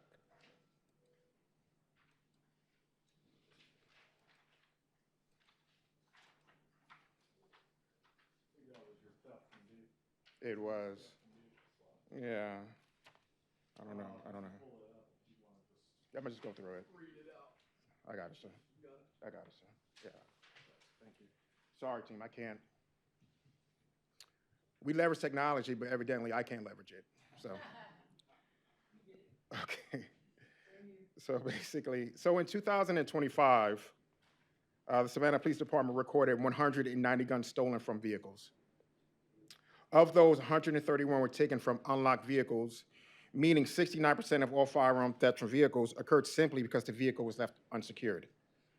Now, this reflects a notable improvement from 2024, where 268 guns were stolen from vehicles, and 230 of them, or 86%, were taken from unlocked cars. So year over year, the total number of guns stolen from vehicles decreased by 29%, and guns stolen from unlocked vehicles dropped by about 43%. Evidently, we made some progress. I don't know where this ordinance is going to lie, obviously, but I would plead with our community to secure your weapons, your firearms in the vehicle, and lock your doors. Lock your doors and secure your vehicles. We need these numbers to steadily decrease. Oh, valet. Yep, I'm sorry about that. Yeah, we had 7 guns stolen from valets. Yeah. Yeah. Yeah. Yes. Mm-hmm. Yes. Okay, right slide. All right. So, Mayor, City Manager, and Council, in 2025, we continue to strengthen our crime prevention and intervention efforts through your continuous investments in technology, through new equipment and expanded infrastructure. So last year you approved what's on the slide. Some of the things are in progress right now, and we are working toward the second and third quarter to get everything installed. We're adding 40 more flock LPRs, the license plate readers. We have 10 flocks with pan, tilt, and zoom capabilities, 3 drones.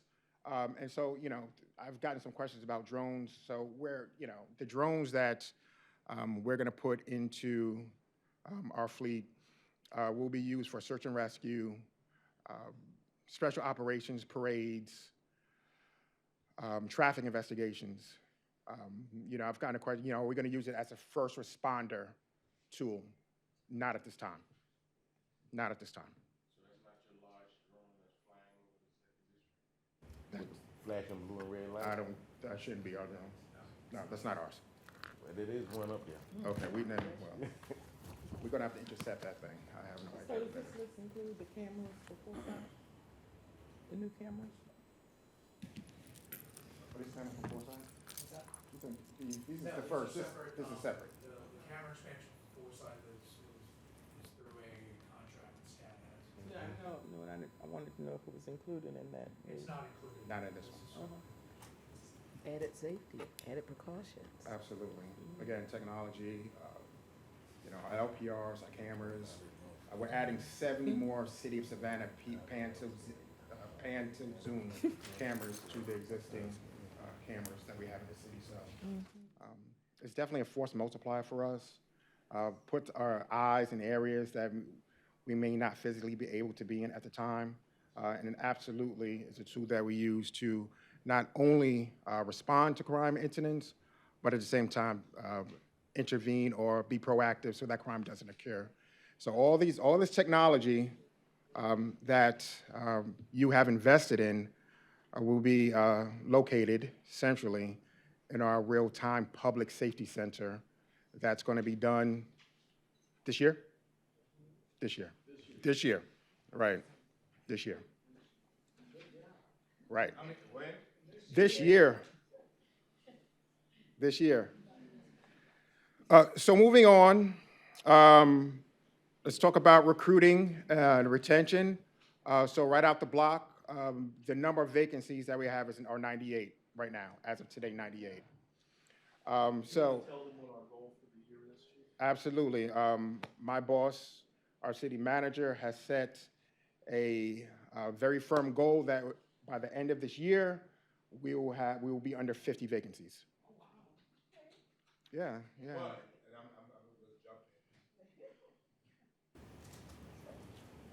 it costs us much more to have a substandard problem or someone else's problem from another department.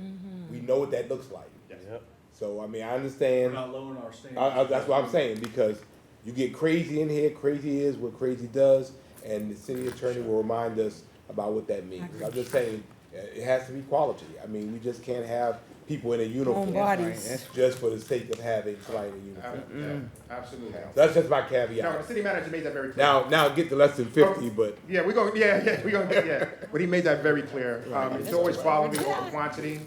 And basically, honestly, we could be under 98 vacancies right now if we didn't have that mindset. But we reject way more than we hire, obviously. please. So the Savannah Police Department continues to lead nationally in recruiting both minority and female officers. So today, more than 52% of our workforce identifies as a minority group. The national average is 30 to 31%. And 24% of our officers are women. We're not giving y'all problems, really. No. The national average is 12 to 13%. So that's a level of representation that places SPD among the most diverse agencies in the country. Absolutely. Good job, y'all. Yeah. So last year, we strengthened our ranks by hiring 68 officers, which consisted of 7 laterals. So we brought some qualified, experienced officers from other agencies. We welcomed back 3 officers that had left our department and came back home. And onboarding a total of 58 trainees. Equally important, 66% of our hires were local. Yay, now that's great. Now you're talking. Thank you.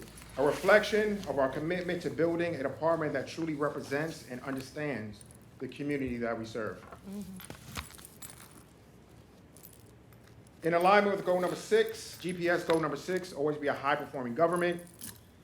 Subsection 3, we remain committed to building a talented and engaged workforce of exceptional public servants. To support this commitment, SPD has implemented several proactive strategies to strengthen recruitment, retention, and employee experience. We're hiring applicants early in the process to secure top talent, and we are leveraging available departmental spaces to temporarily house recruits during the academy while they search for permanent residences. We got to keep them. Additionally, we have partnered with an external advertising team to expand our reach, and which it has, and elevate awareness of SPD career opportunities within the community and beyond. That's a pretty good looking slide. Pretty nice. That man looks good. That's the best. Here it is. You know, we wanted to ask you if y'all have paid people, paid commercial people. How much y'all pay him? Yeah, add a little bit more gray in there. Just a Yeah, little it bit is, more. yeah, it is. That's It a look like sharp an hairline. AI picture Yeah, to me. the hairline gonna be Hairline tight. crisp. Beard looks good too. Devo. It is the best slide. That's what it is. It is the best slide. We Got his approve. name wrong and get Allen on All right, Yeah, it is. that's it, right. So the Savannah Police Department is home to a wide range of units that not only address crime, but also deepen our engagement with the community. While we often highlight these operational and outreach divisions, today I want to shine a spotlight on 2 of our signature programs, the Police Athletic League and the Savannah Impact Program. Yes. So let's talk about it. The mission and vision of the Savannah Police Athletic League, PAL, Athletic and Activities League, is to develop youth by fostering skills that ensure that they are productive young adults. This is done through discipline, teamwork, and resilience.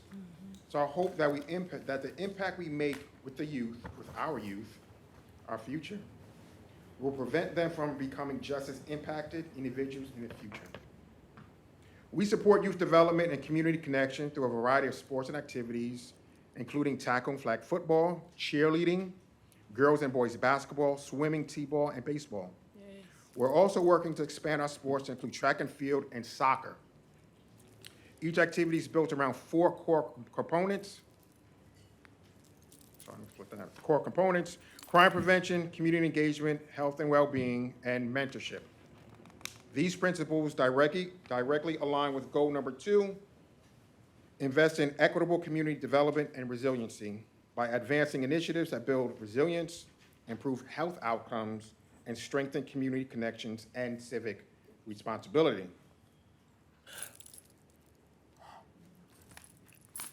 The Savannah Impact Program has been reimagined from the former Savannah Impact model that most of us know to better meet the needs of today's community. We had to evolve, we had to pivot. The program's primary focus is a collaborative, community-centered approach that supports high-risk adults, justice impacted individuals, adults re-entering the community after incarceration, and families experience a range of barriers. This redesigned framework positions SIP as a key partner, as a key community partner, in promoting stability, reducing recidivism, and strengthening pathways to long-term success. Like the POWS program, the Savannah Impact Program aligns with goal number 2, section 2, fostering strong community connections by integrating law enforcement, social services, case management, and community partnerships to reduce recidivism, improve public safety, and support individuals in building stable and productive lives. We operate from the belief that stronger individuals create stronger families build stronger communities, and stronger communities lead to safer cities. That's right. SIP's work in program development and youth engagement continues to evolve as we expand opportunities that support academic growth, life skills development, and positive behavioral outcomes. Enhanced after-school programs now offer deeper academic support and structured enrichment, while mentorship initiatives such as Young Man Stand and Girl Connection are growing to reach more young people who benefit from consistent and caring guidance. Our reentry services reflect the same commitment to individualized support and long-term stability. Each participant receives a customized reentry plan built around tailored goals and case management, and through our strengthened partnerships with the Department of Juvenile Justice, Department of Community Supervision, and local courts, referrals are more coordinated and responsive to individual needs. Workforce readiness remains a cornerstone of this work, with expanded job training, certification opportunities, and employer networks designed to open doors to sustainable employment. Together, these strategies form a comprehensive approach that supports youth, strengthens families, enhances public safety, and builds a more resilient community. There we go. Well, I have a little closing. I got a little closing. I know you got questions. Give me a second. Go ahead. All right.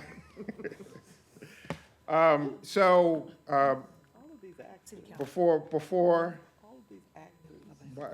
my partners get up, okay.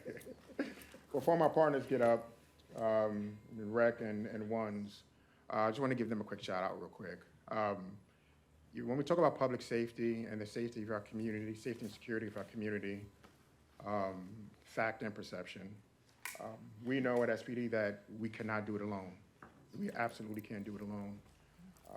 It truly is a holistic approach, and our partners within the city and the Savannah Police, the Savannah Fire Department, the One's Office, Recreation, Mr. Mayor, Mr. City Manager, Council, and the investments you've made in public safety has allowed us to deepen our footprint when it comes to ensuring that our city remains safe. We can't thank you enough in these times, and the times that we're in, being a police officer or even being a professional staff that works for the PD. I can tell you it's not easy. It's not easy. Now, we've made some strides nationally, but we're very fortunate to have a city government that supports us and a community, have the relationship that we have with our community that supports us. So again, thank you. I want to thank the men and women of the Savannah Police Department. I am very proud to lead a department that's so dedicated and professional and sacrifice so much and actually do more with less. and I'm here to advocate for them, and I'm very proud of them. So, again, we say thank you for all of your support. You have provided us, and will continue to provide us. Thank you. Mayor, before we get into questions, I just checked the time check. It's almost 12:50. 2 more brief presentations. We can take questions now for police and perhaps get to ones in recreation at another time, or fit in these presentations and take questions together. What's your recommendation? I think the next 2 presentations could be very quick if council wants to hear them today. Okay. Alderman Pertee, I know you had a hard dropout. Do you need? Yeah, mine, give me 5 minutes. Sorry. I've got some questions and comments and. Yeah, well, we can take questions for PD and. I don't think we should rush the No, presentation. no. Be prepared for Yeah. this. Everyone needs to hear it, and Yeah. Yes, we we do. have some questions We do. based on. I think this is important, considering that public safety is perhaps the top priority of this council. Mr. Mayor took the words right out of my mouth when he mentioned quality over quantity, right? And that's what I've mentioned before when we talk about filling those vacancies. Let's look at quality over quantity. And then we look at the term quantity and how much we have, right? What's our sworn number, Chief, just off the top of your head? 519. 519? No, we're So- authorized 519. You're authorized 519. And we're at 450 something? That's fine, I just wanted to authorize. 98 vacancies. So, Mr. Mayor, so, before Kurt goes on, can we establish that recreation and ones need some more time? I mean, we can always bring them back. Okay, I mean, let's so bring them back. that's fine. I mean, we want to, right, we'll give them the time that they deserve, so.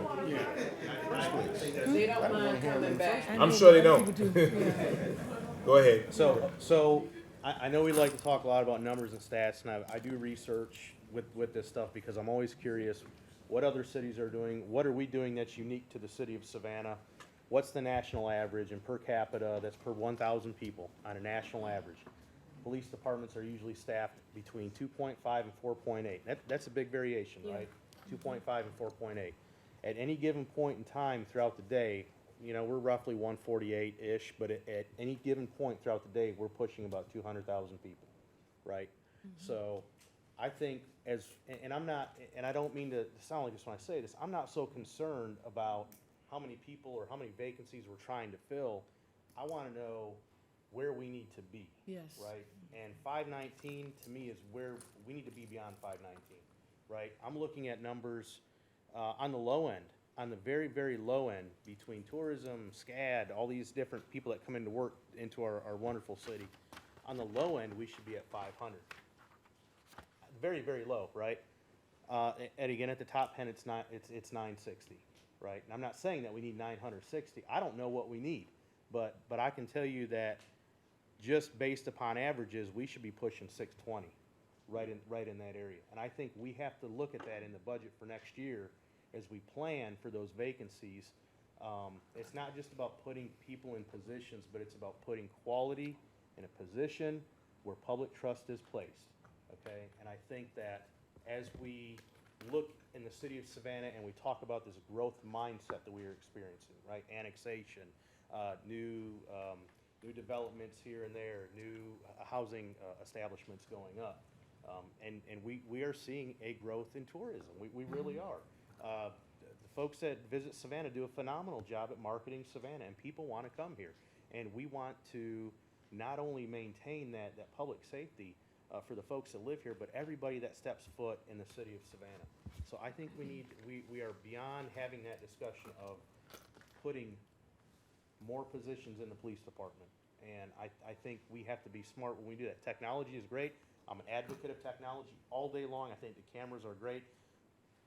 But at the same time, you can't replace that public safety technology. You have to have people. That technology supports and supplements what those folks do on the street. Right. So that's one thing I wanted to bring up. I know you had a comment, Well, I think, and you're absolutely right, and that's kind of the challenge is, and Chief can talk about the accreditation process that's going on now and thinking through those lines of effort and helping us determine what is the force strength that we need, what are what's the civilian strength that we need, et cetera, where do we need to put those resources? When we focus on, and of course, we're not going to budge at all on the quality, when we think about all the turbulence that we might experience operationally within our police department, whether that's the amount of overtime that officers are having to take, whether that's being able to staff special events, whether that's being able to move from a 12 and 10-hour shift to an 8-hour shift, things that our police officers want, and will help us recruit more. The turbulence there is always that sworn staff. So we absolutely have to have the goal of increasing our sworn personnel, and at the same time, keep an eye on knowing that when we reach 519, that's not probably where we need to be either, and we've got to continue to invest in that. So I think we just, in terms of, and I know we're pushing hard to get to that full staff. We don't even know what full staff is, That's right? And I'm just gonna say that I don't think we know what full staff is. Nobody because does. We're not gonna make it there. We're always just gonna be reassessing and where we need to be, That's right. looking in the future. So that's why I was thinking, and in terms of national average, when you look at critical staffing numbers, that's typically between 2 and 2.6 per 1,000 people at critical staffing levels, according to ICP and FEMA and some of those folks. If I look at 2.6, that's 520 officers at a critical staffing level for a place our size, right? So technically we're operating less than critical, and our folks are doing a fine job. They really are. They have a phenomenal department. But I think we have to be able to look at those numbers and try to compensate for some of the growth that we're seeing. So I'll leave it on that. Yeah, 100%. And I think the issue becomes whether that number is 519, 600, 700. In 2022, my first year here, we had 178 vacancies that we were kind of running at pretty steadily. We've been able, and it takes a long time to start flipping that script. And this council's done it with raising pay, with retention, with recruitment bonuses, with investing in take-home cars. We've got more work to do, night differential pay. Oh, yeah. All of these different other things that are gonna help make life easier for men and women. The reason that we set a goal for 50 vacancies this year is because we know that we can't stop at 519. Right. But adding sworn personnel budget that we can't expend because we can't bring in the folks Right. isn't going to do us, I don't think isn't the right strategy either. It's like we've got to prove to ourselves that we can fill these vacancies with quality That's right. officers like we've been doing it. Right. Do it at a faster clip than we've been able to do it recently, and then as we start to fill the budget we already have, think through what the growth strategy I is. just want us to be in this mindset as we move into, I know it's early, but when we get to November, we gotta have that discussion on where we need to be. Right. Right, so, which brings me into another point, when it comes to retention, okay? We're doing a really good job with recruitment. I've seen the posters, I've read the stuff, I'm pushing stuff out there to folks, in and outside the community. Recruitment is great. I think we have to be as strong in our retention as we do in our recruitment, because if you address one, the other one's gonna sort of fall in place, right? And you're still gonna get people that are gonna retire, people that may, people that are just gonna move on to other things, and it happens, right? But I think if we put as much focus on retention as we do recruitment, I think we're gonna see some better outcome with that. And that could be, and I'm just gonna throw stuff out there, I'm not saying that, don't everybody go, oh, and freak out when I say this, but, yeah, through salary savings, I mean, there could be one-time bonuses. There could be a housing stipend for those that wanna live in the city of Savannah, because I think that's important to live in the same place you police, right? And I think that helping. We used to have that, cop on the block.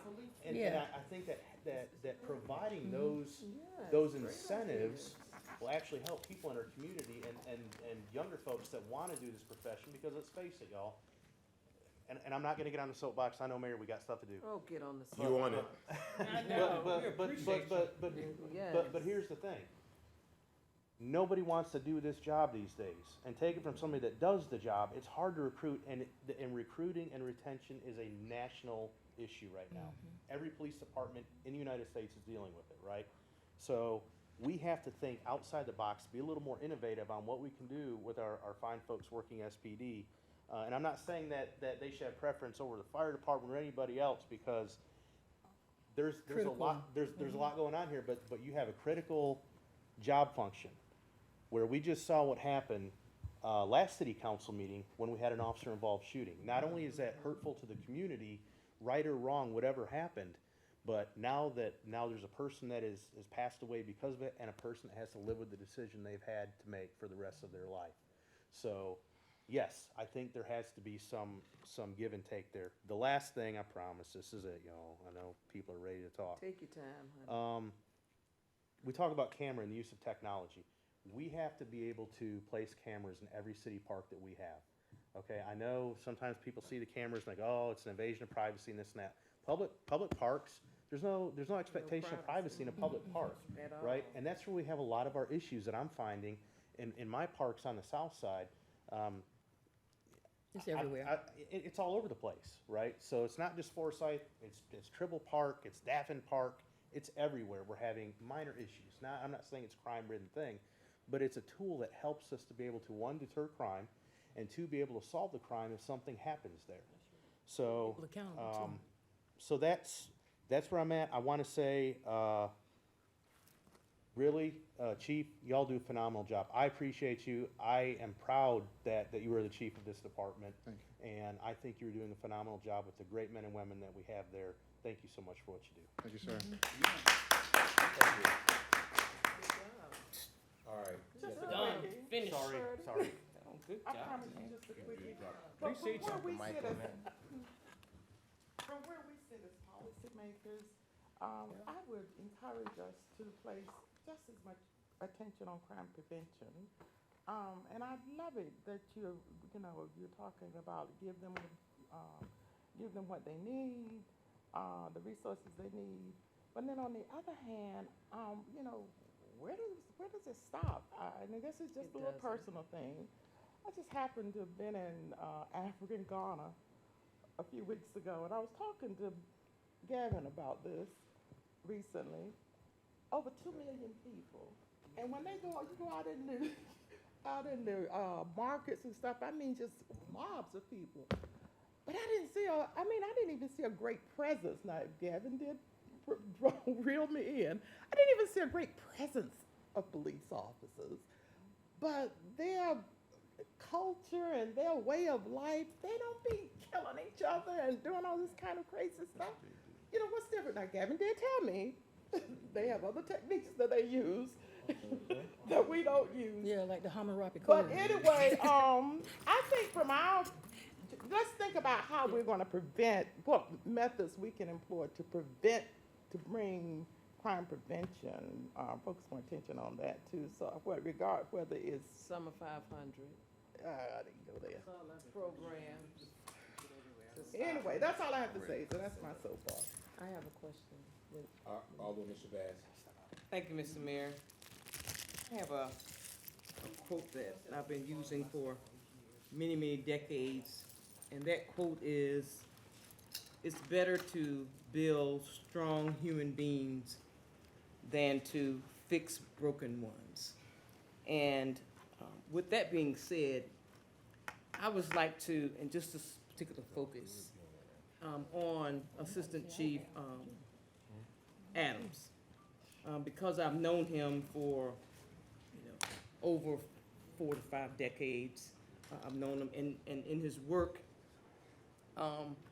here with the Savannah Police Department between 34 to 35 years. And on one of these slides that he's on, it's not a coincidence in reference to the Police Athletic League and also for the Savannah Impact. I just want to just put a magnifying glass on his work and his focus, and it's still there. And this slide is just not an accident. And I just appreciate what, Chief, that you do in supporting the work that he has been doing for so many decades, City Manager, with his expertise when it comes to our young people. When we're talking about preventing crime, we can't start at folks who are in middle school or people who are in high school or, folks older. We have to reach them, almost out of the womb. And I just want to give kudos to Assistant Chief Adams for continuously staying focused on our police athletic league. When the mayor was an alderman, one of his focuses at the table was to, it went away. It went away for a minute. And then one of his prime focuses was to bring it back. And it's back, and I just want to thank you all so much, and Assistant Chief Adams for continuously keeping your hands on the generations that are fresh and the ones that continuously grow, and also for the Savannah Impact Program, another one of the programs that when the mayor was an alderman, he had this. It's so good when we have on our city council people like Alderman Purty, who are experts in the field. At one time, our mayor was that person at the table. So I just want to thank you all so much, and Chief Adams, continue the job.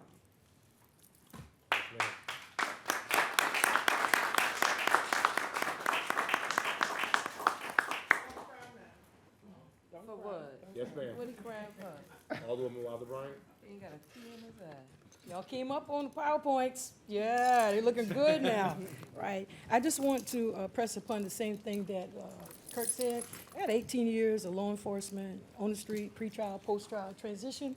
And the one thing that is important to the people in this community is you guys do an amazing job, and that is true with the staff that you have.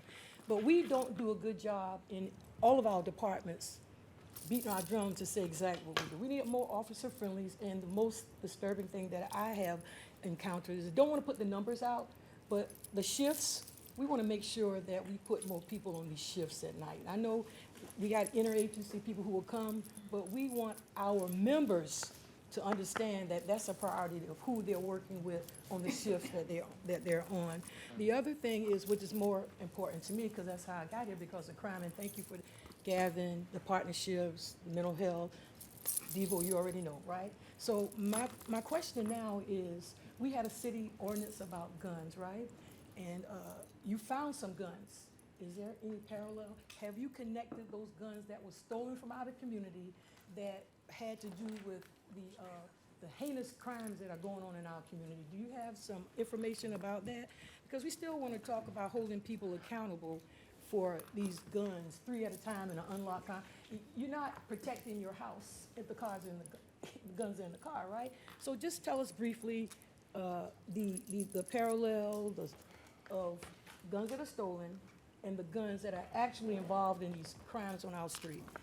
We constantly try and, make efforts to make that connection. If a gun was stolen out of a vehicle that's reported,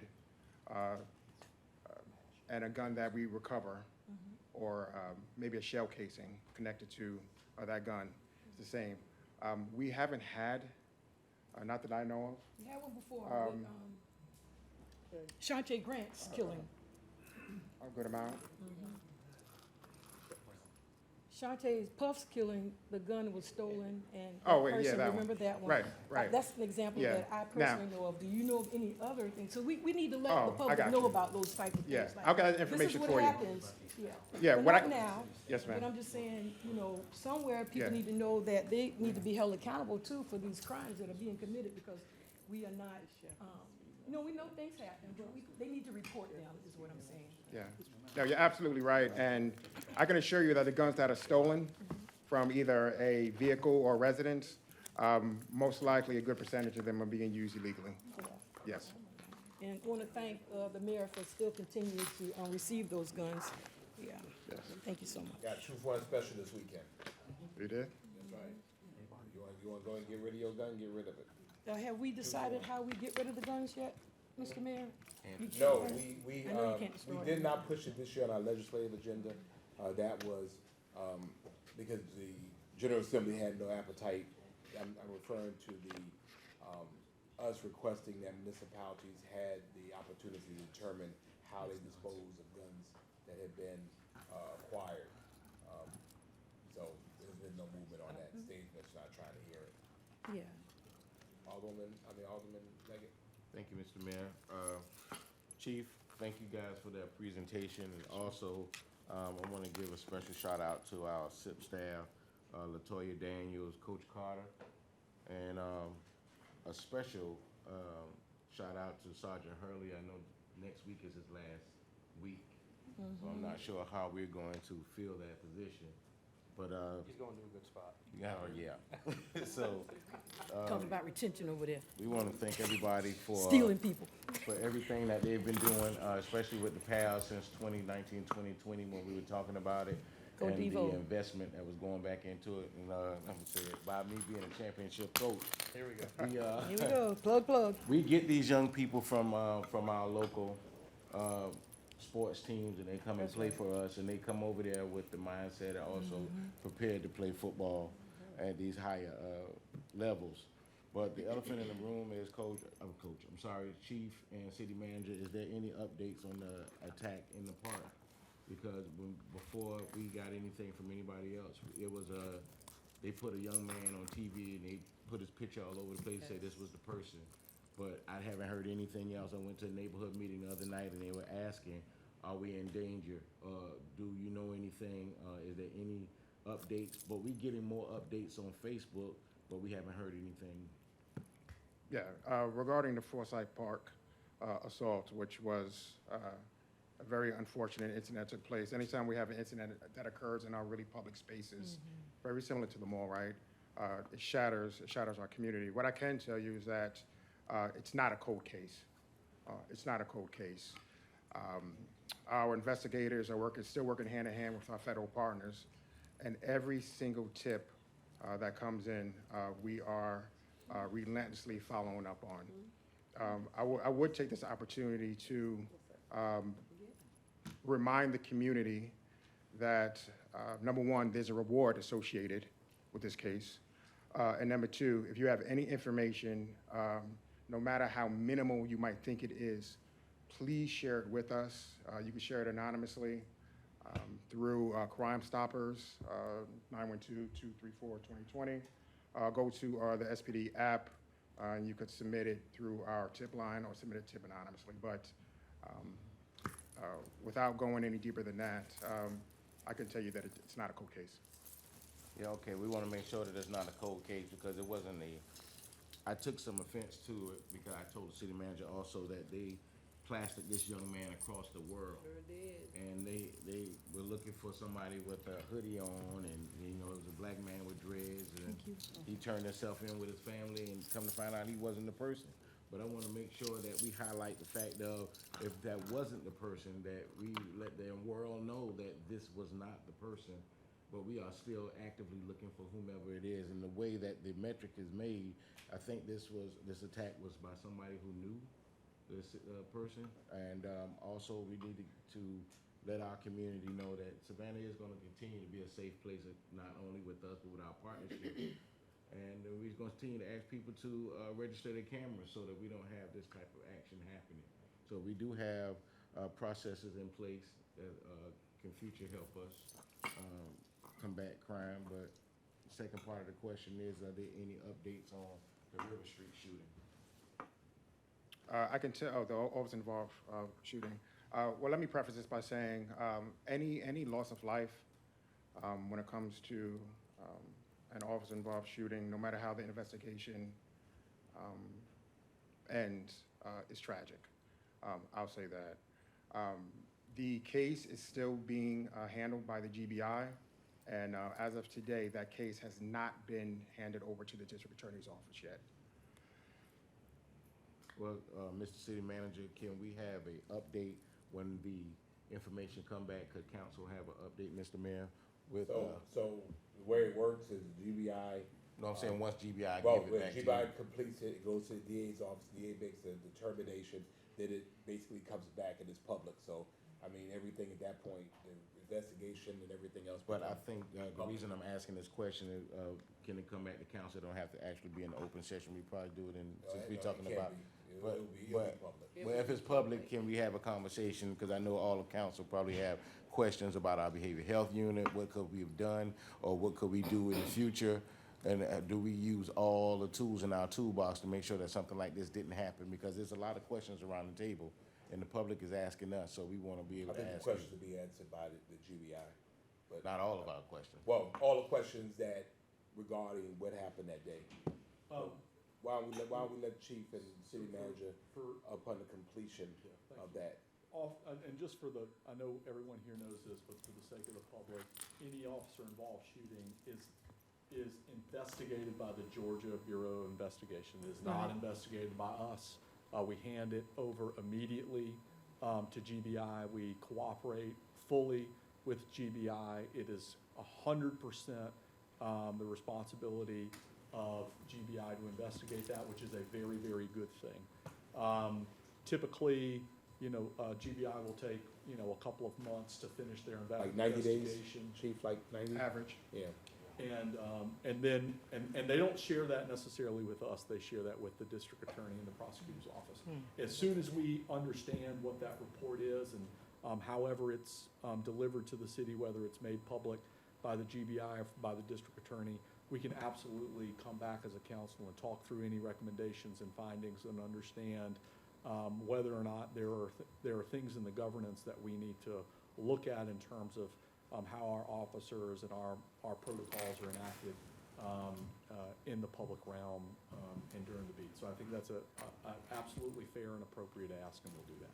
Okay, so also the last thing is, want to let everybody know that in the SIP's office on Mondays, we do have self-defense classes for women and children, and also men, so there are self-defense classes that are being offered. Thank you. Let us, Alderwoman Lanier. okay, sorry. Thank you. I don't have all the experiences, many, but I was a dispatcher for 4 years. So I know a little bit about the culture to with the city, to with the county. But I'm glad to hear that, thank you for the presentation. I'm glad to hear that you all are concentrating on hiring, recruiting, and retention. I got a call last week. There was a car pulled over on Freeland Street, and it was surrounded, something was going, of course, it was surrounded by 9 police officers, and they all got out, and I got calls because it was 8 white and 1 black. So it is important that we still concentrate on diversity, quantity, quality, all these things, but it's the perception and it's the optics, and we do want to instill that trust in the community, and these are the type of optics that does that. So I just wanted to make mention of that.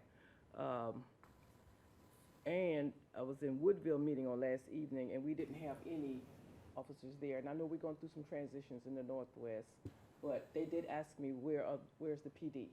So Nowinski does a great job in the community, but this came up last night, so I thought I'd take an opportunity just to mention that. And for the life of me, I just can't understand why the flock cameras work in a police environment and not in a sanitation and illegal dumping environment. I just can't get it, why we could gather that information there and we can't seem to capture any on these people who are littering these communities with the flock. I just want to make mention of that. The last thing is personal, because I want my son's case settled. It's been 13 years, 3 months, and 10 days. And that case was so poorly handled, I could write a book, which I probably will. But I'll get with you on it. But I, at this point, I'm ready to address this issue. That's it. Thank you. Let me say, we gonna have lunch at some point? I know, I just wanted to say about, there was a viral clip about Officer Johnson, and he was just amazing. He was very emotional. We want to make sure that people see the humanistic side of our officers, and so I want to commend him. He was visibly upset, and I think that was Dick's son, or somebody who went to kind of comfort him about the killing downtown, and so I know, being a previous you do those psychological stuff. We really need to take care of him. He is out here. I know him from working with the homelesses, and people say some really nice things about him and what happened. Yeah, he's an awesome person, so shouts out to him too. All right, so let me, Kind of let me, fast. Was I heard, was I Yeah. received? let me, That was a good point. I will say again, and I will say publicly, we have the best police department in the world. This is not easy work, and I am so grateful for those men and women who stand up and take the oath to do what they do, particularly in a time in which there is scathing criticism of law enforcement officers and what they do. So, Chief, I am appreciative for those who come. And I know, I mean, not only have I worked in law enforcement, I have recruited for police. I was charged to restaff or restart the Chatham County Police Department, and I took a lot of good Savannah police officers. Pay is not a motivator. Pay can be a demotivator, but mostly when people feel like they're not being treated fairly. And so I think, you know, obviously, let's look at some things we can do to, you know, really address the needs. When I started as a police officer, we were working the 4-watch system, which was just horrible. Right. And then we were moving 30 days. I mean, you know, I think there are things that we can do to make living conditions and working conditions easy. I mean, if people are happy, people will stay. You know, money just doesn't move like that. I want to lift briefly, again, the role that guns and illegal guns play in this economy. And I think the chief underplayed that a little bit. Georgia is a constitutional carry state. There are guns everywhere. And the police are literally almost powerless to do anything with. And that continues to be a challenge. People can say what they want to about our gun ordinance, but we did something. And for what we know, we had 199 less guns stolen in 2025 than we had in 2024. That was 99 less opportunities for someone to be shot. And so if the governor signs the bill that's on his desk, we have some other ideas because we're charged with keeping this community safe. I do think we also do a very bad job, Chief, of telling our story. That's right. We throw up numbers, but we don't throw up context. We had 28 homicides in 2025. We had 25 in 2024. We had 28 in 2023. But if you look at the 28 in 2025 and you take away those domestics, those that occurred in people's houses in close proximity, you know, all of a sudden now you're below 20. And I think that, and I think I talked to Nikki once about that, about really, we have to find ways of putting color to the numbers. Right. Because at the end of the day, when people say, "Oh, the streets are flowing bloody," y'all see me on social media. Just people dying all over the place. No, when you look at it in context, a city of 150,000 people, daytime population of almost double that, and then a visitor population of 16 million. That number changes dramatically. We are a safe city. I said it, I'll say it again. We are a safe city. We're not safe every day for everybody. And so until we get to that situation where we're safe every day for everybody, you know, but some of that is personal responsibility, and people take their responsibility for the things they do, particularly how they deal with conflict. If we took those guns out of those hands of those people that had those beefs, it'd be a whole different thing. We just had people with bloody noses and stuff, but Right. you know.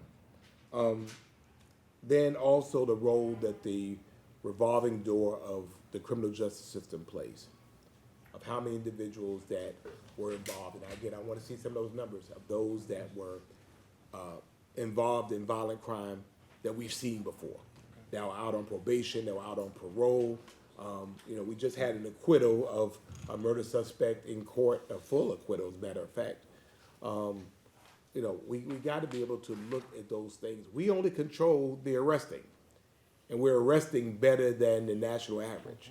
But when they go in the criminal justice system, we don't control what happens there. It's prosecutors, it's judges, but we're charged with all of it. And I think we have to do a better job of educating people about the entirety of the criminal justice system. Because if not, we get blamed for everything. And so, and then finally, in the context, and I think I mentioned this to you, Chief, we have some salary savings. Patrol is about visual inspections. And I think, Mr. Manager, I think we consider some high-profile security companies while we have the opportunity of salary savings for purposes of just patrol. Oftentimes, people say, I'm not seeing anybody. I mean, you go in Walmart parking lot and you see people walking around these little lights with cars looking at you. I mean, I think that, we need to look at some alternative means until we're able to get our numbers up to make sure that we're getting where we are. We have retired officers that are sitting home with honey-do lists that would love to do those types of things. Let's find ways of creating or even enhancing our reserve capabilities to be able to have the presence on the streets until we have the numbers that we seek. And then finally, we are the victim of our own success, Mr. Manager. Folks get a good retirement in the city of Savannah. However, when they get it 30 years, the multiplier changes. They can then leave, get their full retirement, and go somewhere else and get paid. And so we have to look at that as well. If we're able to make it more meaningful for someone to stay longer, we might help in the retention piece. I mean, in this case, many of them just going to get paid because, that retirement check sits real well when you're able to get another check and make double what you were doing. And I think some of those, when they get to that point where they can leave, in this bidding war that we're in, folks are paying and they're leaving. And so we're having a brain drain of some of our best and brightest that are going to other departments, not working as hard, but getting paid a whole lot more. So I think I can help in the HR side of that. So that's it. But Chief, thank you for what you do, Chief Gavin, Chief Adams. I know sometimes we communicate really, really late at night. I know it must be, it's trying to you all personally and professionally. I'll tell you, self-care is not selfish. We need y'all to be around for a long time. And so I need you to find ways to make sure this is a 24-hour gig. Yes, it is. I do have a question. Maybe Mayor some, Johnson. I ain't trying to get an operation, maybe some acting folks on some days or some folks on deck. We So already y'all- got one paid So y'all acting. can get some sleep and stuff, so, cause Chief Adams' beard is getting grayer and grayer. Yes, ma'am. Thank you so much. Thank you so much, Chief Gunther, Adams, and Gavin, for your phenomenal work that you do with our department. But I do have a question. Piggybacking on what Alderwoman Lanier spoke about, the incident that happened on Cleveland Street, where there were 6 white officers, how many black? 8 to 1. I've gotten phone calls that says that when officers approach them, we're talking white officers in black communities, that they, some of them are very rude, don't know how to communicate with the constituents. My question is, do we have sensitivity and cultural training in the department when we bring somebody in new? That's a great question, Alderwoman. I believe in the academy, they go through interpersonal communication training. However, it reminds me of a conversation that I had yesterday about cultural sensitivity. And through that conversation, I brought it back to my executive team to discuss further training regarding cultural sensitivity, which is part of that building block of being compassionate to all of our community members, about being able to connect. So that's something that we are absolutely looking into. Let me just say this as a closing comment, because this is important, because we're talking about equity. And I've experienced this as a police officer working at one point on the islands. I hope we're not governing by black and white. No, absolutely. I want to That's see. the reality. Well, no. Mayor Well, I Johnson, mean, that's but the we at some reality. point we have got to be better. If I'm in trouble, what I want is a professional that's wearing blue and a badge.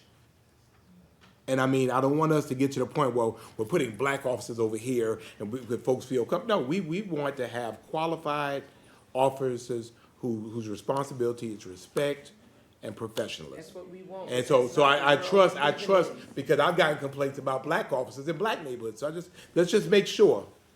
And I don't want the context. It's two I understand that, separate that's why I wanna make sure. Well, then we have an internal affairs department, professional standards department, that we can talk about the officer's behavior.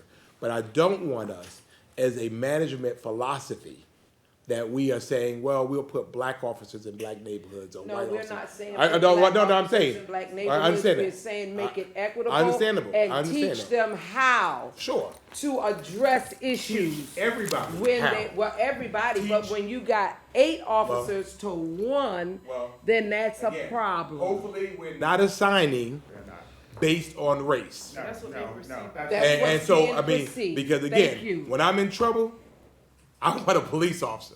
I don't wanna say, well, I don't want a man officer, I because don't again, want one that's gonna I've come in had, and I've had accuse. that experience. Separate your issues. I wanna make sure we're clear, because I've had that experience, where it was like, oh, well, we want another officer. Be very clear about that, because we don't wanna be that department. We wanna be the department that is the standard. We wanna be, that's why Well, I asked you let's about make sure we- diversity, sensitivity, and cultural training. Well, and you're right, which is Okay. why when we had our last recruitment, we were very pleased at what we have seen. But we want our officers to be so proficient, so professional, so well-trained, that they can serve anywhere in this city. And every person will get the same response from them, and I hope that's our management mindset. We got 30 minutes, we have an executive session, and we will convene at 2 p.m. Mr. Mayor, you have to make a motion? Motion for executive session for all 3 things. Second. Is it?